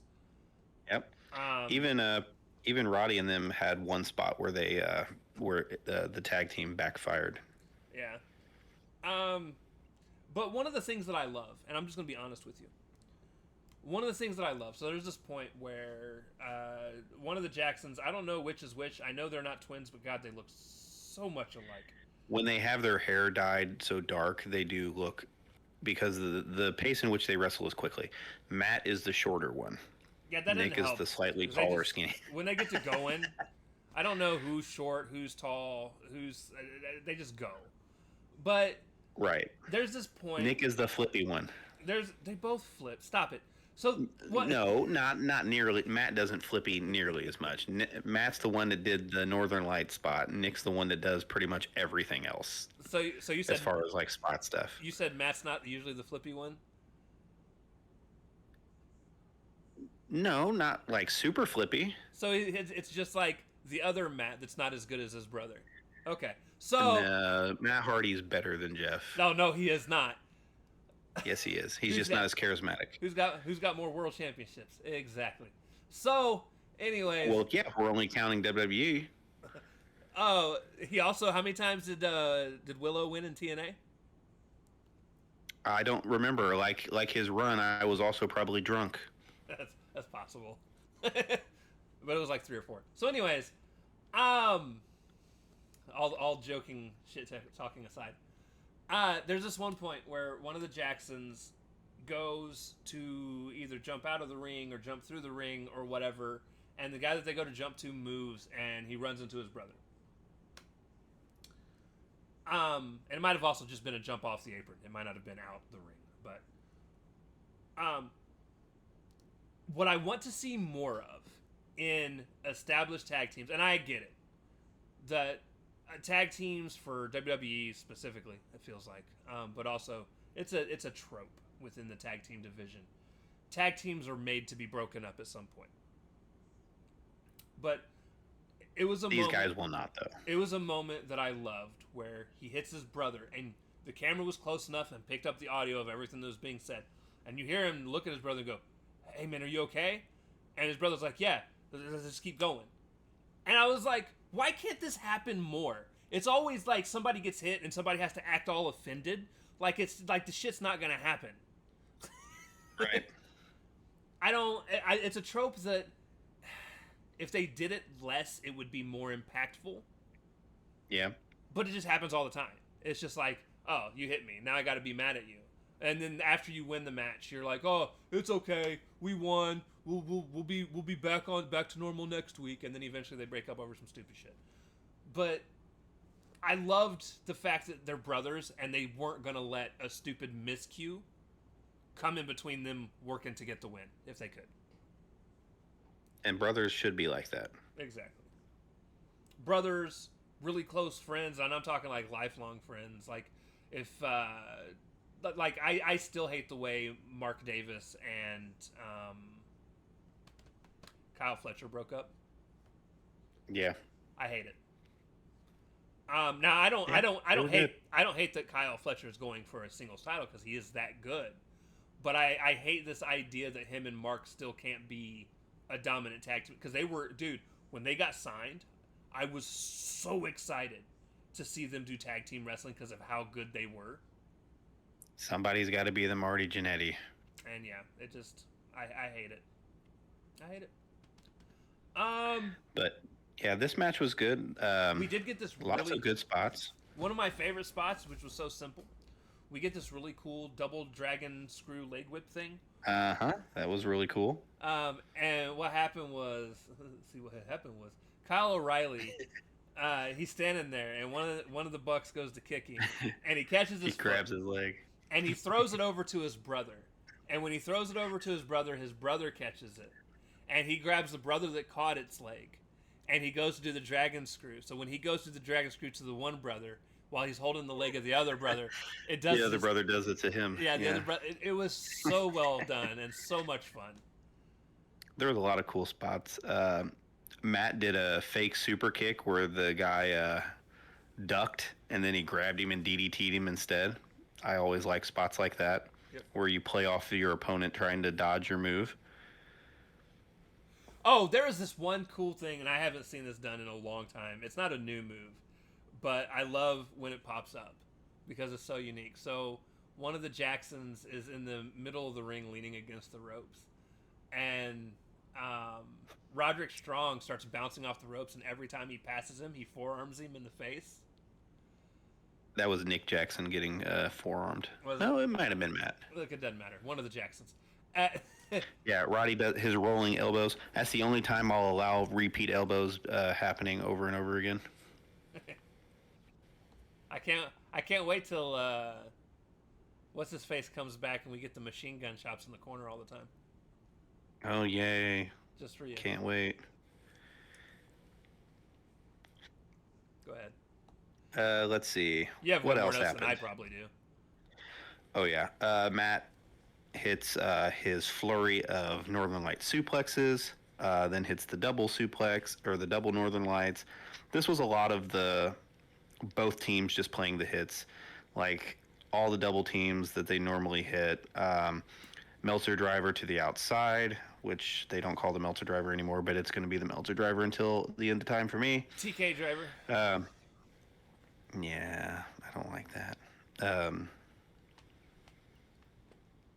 Lots of backfires. Like I said, at some point, Roddy and them also have a backfire.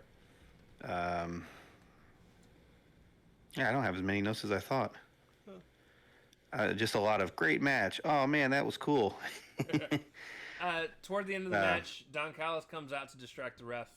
Okada comes out. Rainmaker's Roderick Strong. They do the TK driver to O'Reilly in the middle of the ring. Get the 1, 2, 3. Yep. It was it sucks that the finish had to be bullshit, but it makes sense given the Bucks station. Hey, listen, if there's ever a kind of match that I think I am okay with ending in some bullshit, it's a match. It wouldn't be so bad if not every show, whether WWE or AEW, ends in some kind of schmoz at the end. Right. If it happens just somewhat less frequently, this wouldn't bother me so bad. Right. But because it happens pretty much every show, it bugs me. We get a post-match beatdown from the heels to the faces. Swerve's music hits. He comes out. Okada leaves. Swerve starts to take out the Bucks, and Okada comes in and shot blocks him. Okada hits him with the Rainmaker, and then the heel stand tall to end the show. Yep. To protect Kyle, O'Reilly, and Roddy, they did get a visual tap-out win, but the ref was distracted by Don Callis, like you said earlier. Yep. Just a bummer. But and yeah, it was a good main event. It was for a Collision show, this was a really good main event. Yeah, it was. And honestly, like I said, most of the wrestling was done pretty well tonight. I didn't have I have never been a fan of multiple squash matches in a show. You want to do one, fine. I will never be okay with being like, oh, let's go ahead and get two. Like, just to pad match count. I just don't feel it's necessary. This was a 4 out of 5 Collision, though. I'll allow it. Right. But for the most part, like I said, it was a pretty a really good show. I would even go as far as to say Dynamite, like you said earlier, probably had the weakest show this week. But we're still talking about a show that was still good. It's just Yeah. it's been a week of good wrestling, and we're gonna end it with Forbidden Door here in about 12 hours. Well, started it for Forbidden Door. Yeah, literally in like 12 hours. It'll be 10 and a half for me. Well, 10. I will watch the men's multi-man match on the pre-show, but Dude, I will not be able to watch that women's one. There are 4 0-hour matches. The hell are the other fucking two? You're about to find out. So, prediction time. It's prediction time, ladies and gentlemen. And we predict them all, even the 0 hour. So I hope y'all are ready. Let me turn the page here. You ain't got to watch because, you know, I'll watch, but you're going to want to keep track of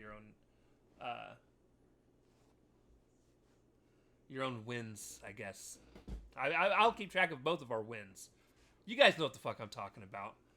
All right. Prediction time. AEW Trios title match. The Ops, which is Samoa Joe, Powerhouse Hobbs, and Katsuyori Shibata versus the War Dogs, which is Clark Connors, Drilla Maloney, and Robbie X. I will start with this one. I think I am obviously going to go with the Ops.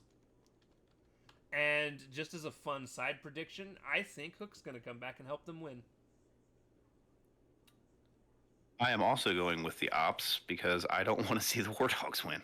I'm going to try to book more with my head, not my heart, but I don't promise anything. I think somebody's going to try to interfere, and I do think, like I said, I think that I think Hook's. I think Hook comes back, helps them, and then just walks off again, like he did the last time. That's what I like. He still got beef with them, but he's still, you know. Right. All right. I'll let you talk about this one first. The next match is Action Andretti, Leo Rush, oh God, Hechicero, and Josh Alexander versus Kyle O'Reilly, Roderick Strong, Yuya Uemura, and El Desperado. I cannot even write that many people's names down. I'm going with Roddy and them. You go with the faces. That's how I'm typing. I'm just gonna, and in my notes, I'm just gonna put Roddy's team.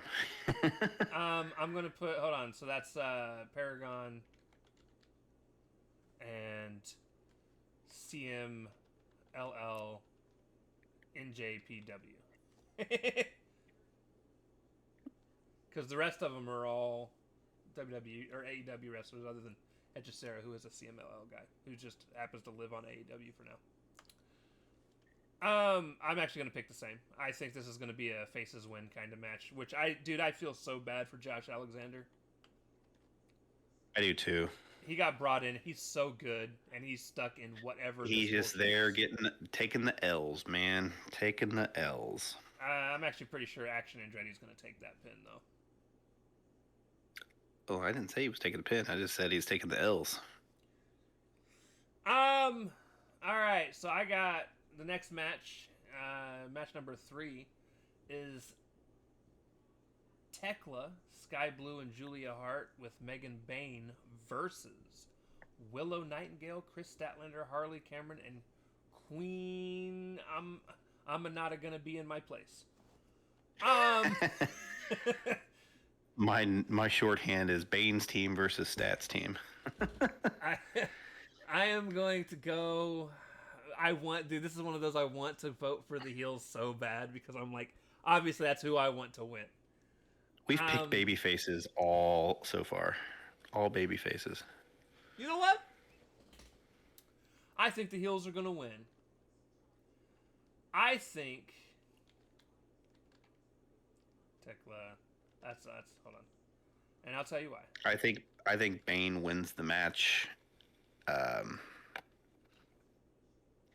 I think they're going to win, and here's what I think is going to happen. Now, again, obviously, whoever wins is the only thing that matters. But for fun, I like to talk about this. And it'll be fun to see if I'm right. I think what is going to happen is I think something's going to happen, and Chris is going to walk out of the match because of Willow. Yeah, they got beef still. I can see that. And I think it's going to be because, obviously, the Death Riders or something are going to lure her away or some stupid shit like that. Yep, Um, I can see that. and I think it's going to give them the 4-on-3 advantage. Um, and yeah, I think Harley eats the pin. Harley will. I would love for it to be Willow, not out of hatred, but I think Willow it hurts the least. I think it would be more. I think it'd be more impactful if it's Willow, but I don't think they'll let Willow take the pin. Right. So yeah. All right. I'll let you pick the next one first. Okay. So Speedball Mike Bailey and Kevin Knight with a guy that goes by the name of Michael Oku versus Ricochet and the Twin Flapjack Specialists. GOA and Ricochet, huh? I'm going with Goa. Because you got to make Ricochet's got to look better than that. Although I would not be surprised if Jet Speed's team wins. And who are you going with? I'm gonna go with Kevin Knight and Mike Bailey. Our first difference. Oh, you're going with Jet Speed, eh? I am. Nice. For a couple reasons. Differences. We've got you Mike. Don't want to see that finishing move. we've got Mike and Michael on the same team. That's always fun. But this is also Michael is the only one from New Japan in this match. I'm guessing he's from New Japan. His last name's Oku. So I think they're going to win with the representation. Also, I don't think they're done making Ricochet look like a bitch yet. Unfortunately. Makes me so sad. All right. Main card time. Yay. First match. Adam Copeland and Christian Cage versus Killswitch and Kip. And I got Cope and Christian. Why? You've got Cope and Christian. I'm not even going to let you pick anything else. That's Yeah, you don't need to. Next match, and you get to pick first on this one. AEW TNT Championship match. Kyle Fletcher versus Himuru Takahashi. I already know who you're picking. It's the same Obviously Fletcher. They're not going to let Fletcher lose the belt that soon. Correct. AEW TBS Championship match. Mercedes Moné versus Alex Windsor from Ring of Honor versus Persephone from, I believe, CMLL. I looked at MCLL again. CMLL versus Bozilla from New Japan. Or Stardom. Stardom. Same difference. Same difference. I'm going to go with... I think Moné's going to win. Yeah, it's Moné all day. Moné all day, baby. And you have to start saying Alex Windsor's name like she says it. Windsor! Listen, I am not a cartoon evil villain. Okay, I'm not tying people up on some train tracks and letting the dame get ran over. Just twirling your little pencil mustache. Twirling my little mustache. The image of that is funny though. You're never gonna get me, Windsor. Windsor. All right. You're up. AEW World Tag Team Championship match, 3-way elimination style. Hurt Syndicate versus FTR versus Bro Dito. This will be the first hard one to actually pick. I don't. I mean, I know who I'm putting. There's so much politics going into this match. Yeah, I could see any three of these teams walking out. The problem that we have here. I could see nobody walking out. I could see it being a giant schmoz, too.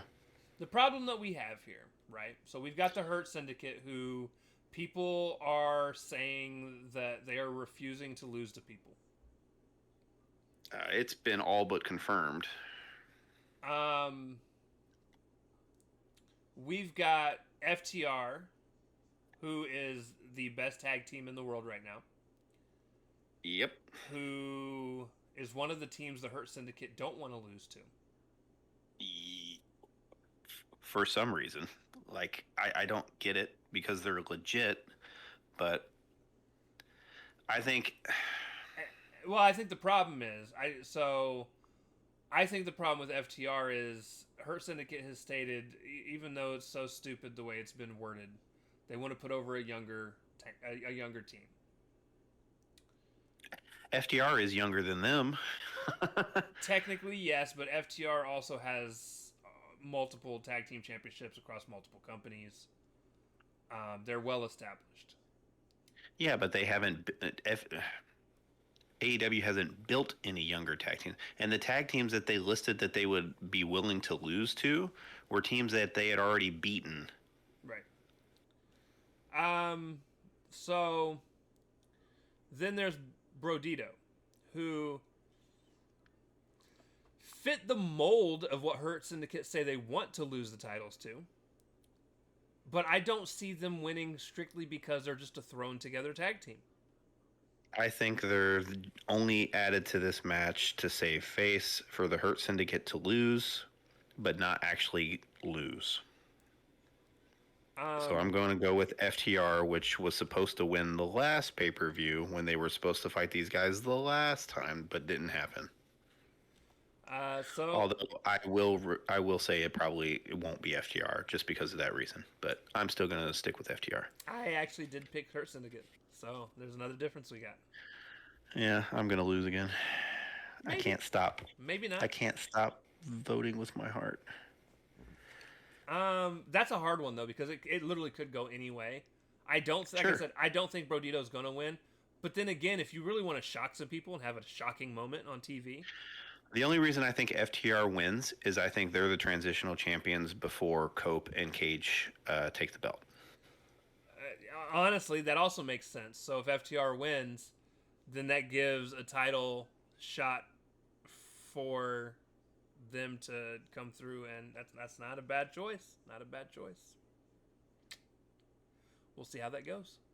And again, you very well could take that because of that one reason. I will pick this one first this time. AEW Unified Championship, Kazuchika Okada versus Swerve Strickland. So, here's what my thought process was originally, right? Uh-huh.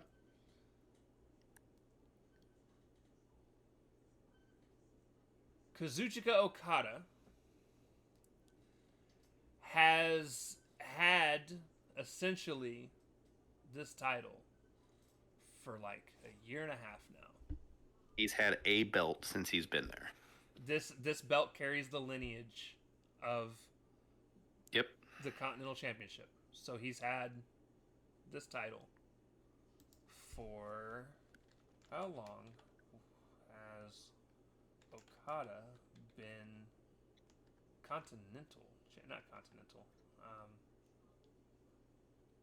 Yeah, it's called the Continental, isn't it? 509 days. So almost 2 years. Almost 2 years. And about a year and a half, like you said. Originally, what I thought was going to happen was he was going to take... I like, again, we picked... I think we both picked for him to beat Kenny. And he did. And with this championship specifically, what I originally thought was going to happen was after beating Kenny, I figured Swerve was going to be his first person. Because if you remember, I had actually originally... I think I had picked the Bucks to beat... Ospreay and Swerve, because I thought they were going to push him off TV for a year, and I thought for sure with that happening, that would give Swerve a reason to go after what's supposed to be the equivalent of the second world title, as they're supposed to be. That's how it's supposed to feel. Even though that belt does not feel remotely that prestigious. At least not yet. And it's not going to until they get somebody that's That actually defends it regularly and actually makes it feel important. Correct. So my original thought when I seen before all of this shaped out was I did think that Swerve was going to go for this title. I didn't think it was going to be at Forbidden Door. I thought it was going to be at like All Out. Yeah. And I thought he was going to win it because I was like, they're finally going to get the belt off of Okada. They're going to give it to Swerve, which Swerve honestly should be a champion. He's one of their better people. However, due to recent findings and discoveries, I do think Swerve will be the person to beat Okada for the unified title. I don't think it's going to happen at Forbidden Door. I agree. I got Okada. I think it's going to be Okada that wins. And I think Swerve... I don't even think Swerve's going to win it at All Out because he's going to go and have this surgery or whatever needs to be done for his torn meniscus. And I think whatever pay-per-view that comes after All Out is what he wins it at. Was it Full Gear? I believe so. Yeah. I don't disagree with any of that. All right. Good luck. AEW Women's World Championship match. Toni Storm versus Athena. Oh, no.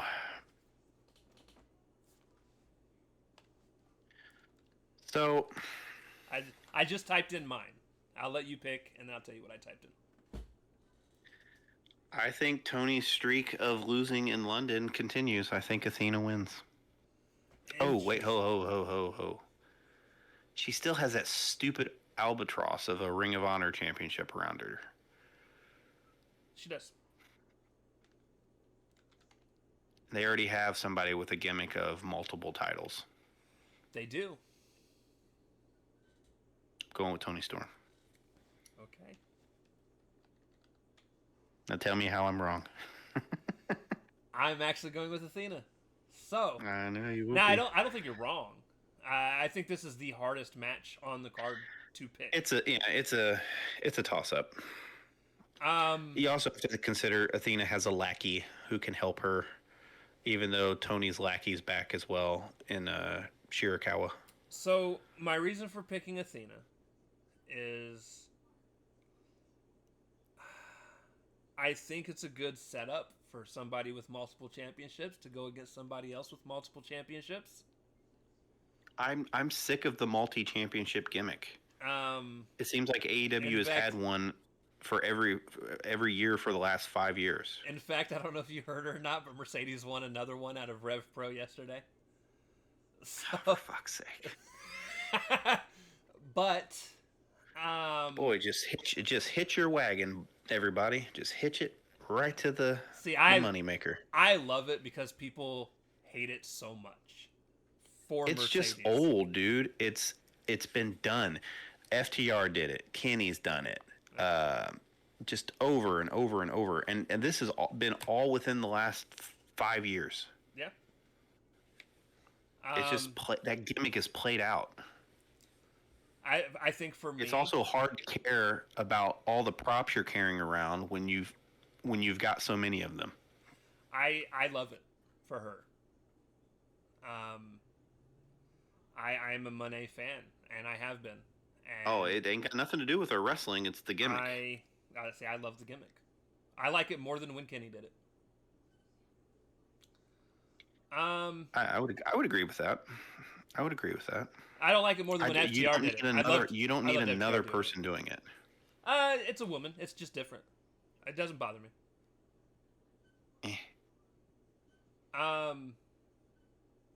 Plus, I love for them to rub it into WWE hater fans' faces. We've talked about this. I don't know if it was on here or if it was off stream or whatever. But if Athena wins and then like gifts the ROH title to her lackey, so she doesn't have to have both, that would be fine, and I would be over the moon with Athena winning. But I'm tired of the forever champion, and then now you'll be the heavyweight champion. I don't want you to have both titles, lady. She's gonna be the forever dual champion. Yeah. Just for you. Yeah, Becky Two Belts did that a long time ago. Give it up. Look, you can't just have one person do it and then no one ever do it again. Does it have to be the fucking year after though, or 2 years after? I mean, it's the gimmick is played out. Is it? To me, Well, you're old. I wouldn't be bitching about it if I didn't think so. You're just old. You bitch about a lot of things. You're the Bret Hart of our podcast. Funny enough, Bret Hart is my favorite wrestler of all time. I'm staring at a picture I took with him. Me and my wife took with him. By the way, Becky was dual champ 6 years ago. So. Oh man, I am old. I have no track of time anymore. 2019. Ugh. Well, that was pandemic time. I've blocked that whole that whole time in my life out. But yeah, so moving on to the next one. IWGP World Heavyweight Championship. Zack Sabre. It's gonna be Zack. It doesn't matter. This match is literally just being used as a stepping vessel stool to turn Garcia for Garcia's heel turn. I went to go type in Junior and I typed in JUR. I just put ZSJ. AEW World Championship match. Adam Page versus MJF. Who you got? I've got do I want Seabiscuit or do I want Hangman? Or Hangman and Seabiscuit. Hangman or MJF? It doesn't make any sense to take the belt off of Hangman right now. Nope. It just doesn't. But what the fuck do you do with Max if Max loses this? Now, he still has his cash-in thing. So I don't think he's going to be stupid enough to not win it with the cash-in. Ooh. But I don't think it's yet. I got Hangman. You got Hangman? Okay. Yeah, I think. So, I'm also going to go Hangman. Now, I'm going Hangman because the another reason I picked Athena to win is I don't think they're going to have both champions retain. Off of, while technically Dudes is no longer a cash-in, it originally was set up to be that way. With that being said, I don't think MJF cashes in after the loss. I don't either. I think he's going to hold on to it, and he's going to wait for a time where it's a guaranteed win. Now, yep. Do you want to know who I think he's going to cash it in on? Which means, do you want to know who I think is eventually going to beat Adam Page for that title? As long as it's not Jon Moxley, I don't care. Nope. Kenny? I think Hangman is going to lose the title to Bobby Lashley, and I think that's when he's going to cash in. Ooh, and taking the other belts off of the Hurt Syndicate would lead to a Lashley Hangman match. It would. Potentially. Ooh, that's going to make MVP very, very mad. Yes, unless MVP sides with him. Which also could happen. We could have our very own Heyman scenario. Interesting.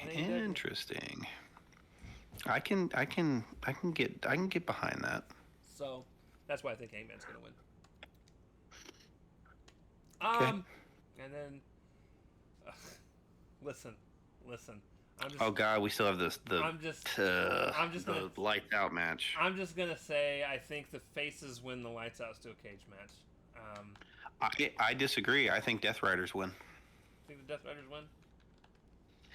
Yeah, and I think they beat up Will Ospreay, and I mean, we already know he's going away, but I think this writes him off, and then it gives him something to return for. So I think Mox and them win. They could. You got the baby faces you said? I do. I don't. I don't know. I don't think it go. I'm not changing my pick. My I don't know is I just I. It's one of those that like, you would be honest. I don't even care who wins. This match. I don't either. It's just going to be a car wreck. This match is only here to serve one purpose for me, and it's Be chaotic. carnage. Maximum carnage. I think Chris Statlander is the reason the Death Riders win. Really? Yep. Why not?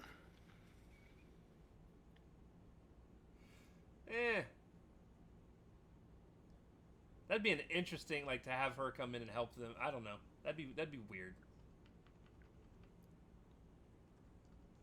So we got 1, I think it's only like 4.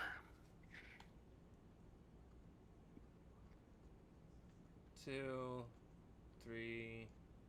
We have a chance to tie. So we'll see if we end up tying or not. And if we get to a habit where we are constantly in like even numbers of things where we're the same, we'll start doing like Tiebreakers. no, we'll start doing confidence points. Okay. But that'll be another time. But yeah, so Yeah. that's a deep card, dude. Holy crap. That's The main card's not. The main card. What is that? 1, 2, 3, 9 4, matches on the main 5, card. 6, 7, 8, 9. God damn! It's gonna be like 8 hours long. 9 on the main card, 4 on the What time does the tube close in London? That's what time that show's gonna end, or it's gonna end right before that, so people can make the trains. oh, I don't know.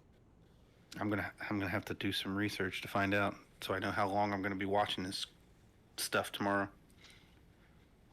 But yeah, guys, that's it. That's the whole 2-hour podcast. We will be back tomorrow with our review of Forbidden Door in London.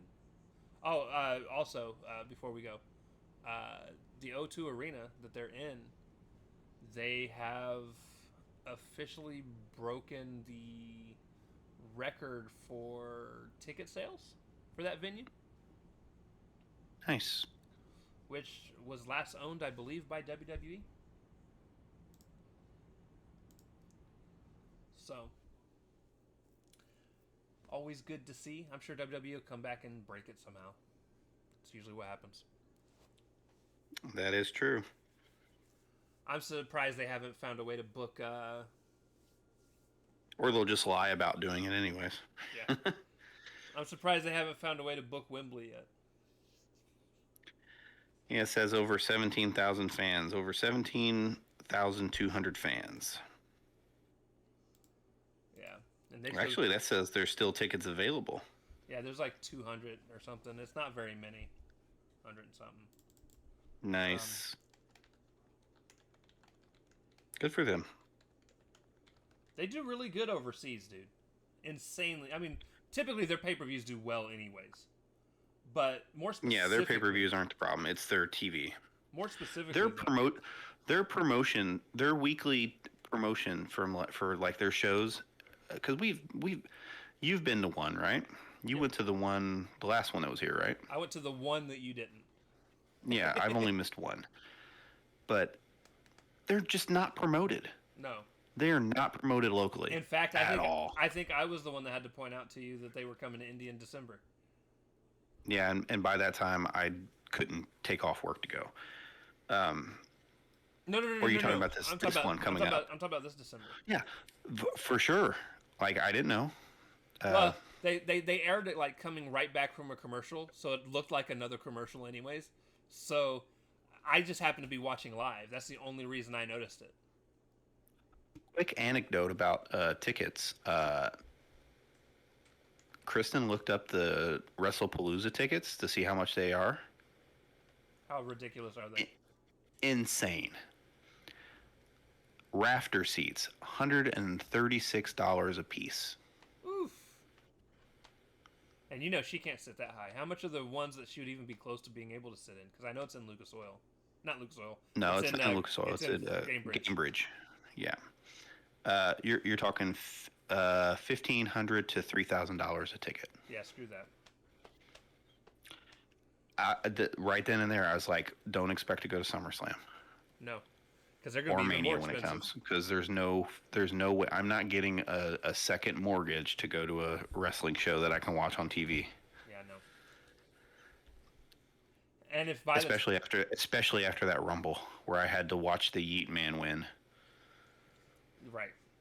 From like we were, not only did we have to watch Yeet Man win, we had to watch it like we were looking through binoculars backwards. They weren't that bad, and I'm the blind one. Dude, I literally watched the entire show on the screen beside us.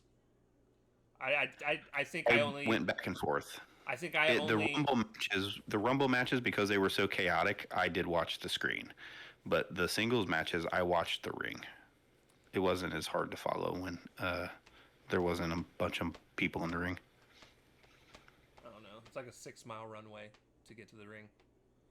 Well, you got to think it's in the ring is in the middle of a football field, and we're in stadium seats, which were low.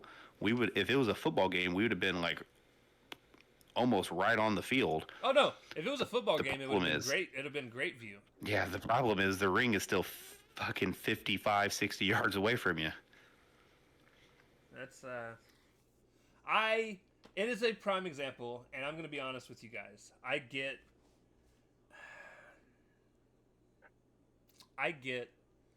the desire to have more ticket sales. I get business, more money. That's what they're there for, right? I get the business side of things. I'm not naive to it. But as a fan, I wish they would do smaller venues. And I don't just mean that for them. I mean that for wrestling as a whole. Yeah, they don't care about that, especially WWE. WWE's literally, if we were like only WWE fans and only cared about entrances and finishes and celebrations, we would have been super happy because we were right by the entrance. Right. The problem is we like to actually watch the wrestling part of it. It's just my favorite wrestling experience, funny enough, was the house show you and I went to. Yeah. We had not the best seats, but it was a smaller venue. We were able to see what was going on in the ring without having to like strain or anything like that, because we were on the side. We were also much younger. We were. But it was just, I don't know. I prefer, again, I prefer a more personal feel, and I don't mean like high school gymnasium personal feel. Although I've been to a few of those. Those are fun. Oh, they are. They're crazy and dangerous. Did you go to the one with me? No, I didn't. In the gym, in the like middle school gym? No. It must have been Johnny then. Johnny. The only show I've been to with you was the one house show you and I went to together during the Attitude Era. Nice. But yeah, in fact, I've only been to 3 WWE shows my entire life. WrestleMania 8. WrestleMania 8. Royal Rumble from this year, and then the house show. I mean, it's a good lineup. But yeah, you hit some big ones. But yeah, no, I've only been to one AEW show, and I've been to like 2 small local promotions that like pop up with things. I almost went to one a couple years ago because Rikishi was supposed to be there. Mm-hmm. Went to an indie show where he wrestled, where he was at probably his largest, where he had on his little sash that he wears to the ring, it said Bootylicious, and that font that spelled out Bootylicious was not small. But across him was large enough to spell out the word Bootylicious. I believe it. But yeah. So yeah, I do want to go to more wrestling shows, but we don't get a lot to come through here, Well, unless they're super expensive from WWE.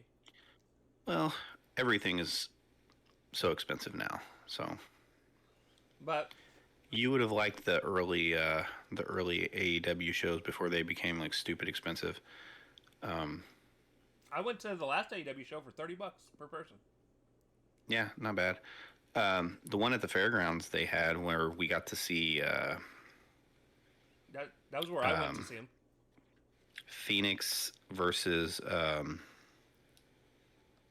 Nick Jackson. That was a banger. That was super good. I've been spoiled. I got to see the first couple all outs and all in Chicago at the then Sears Center.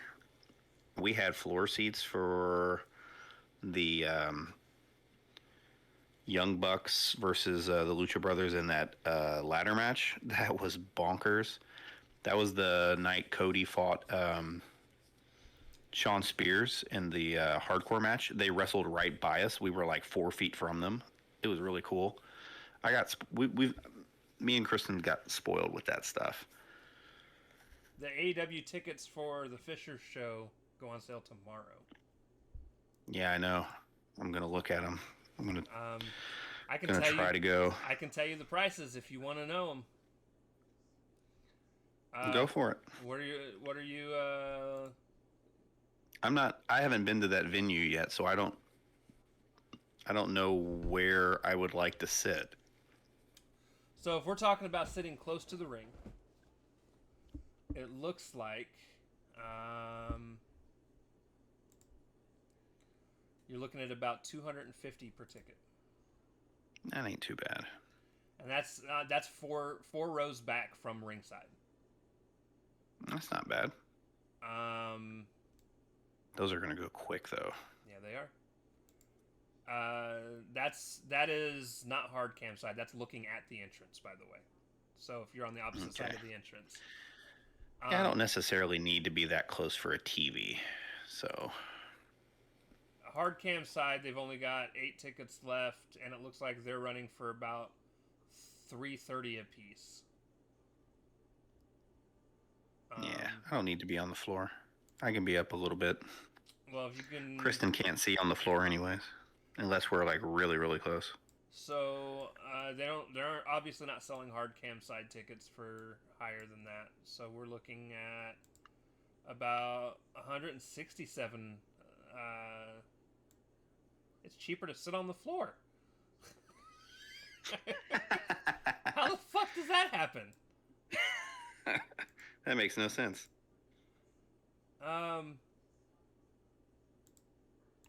Where did I? Hold on. Oh no, because it was $246 per ticket on the floor. So I mean, it's cheaper in the stands, not by much. 179. It looks like you can sit on the front for like $228 a piece. So yeah, it's not bad. It's definitely cheaper than what fucking Royal Rumble was. Yeah, anything's cheaper than Royal Rumble. All right, guys. Podcast over. We love you. Deuces. Later.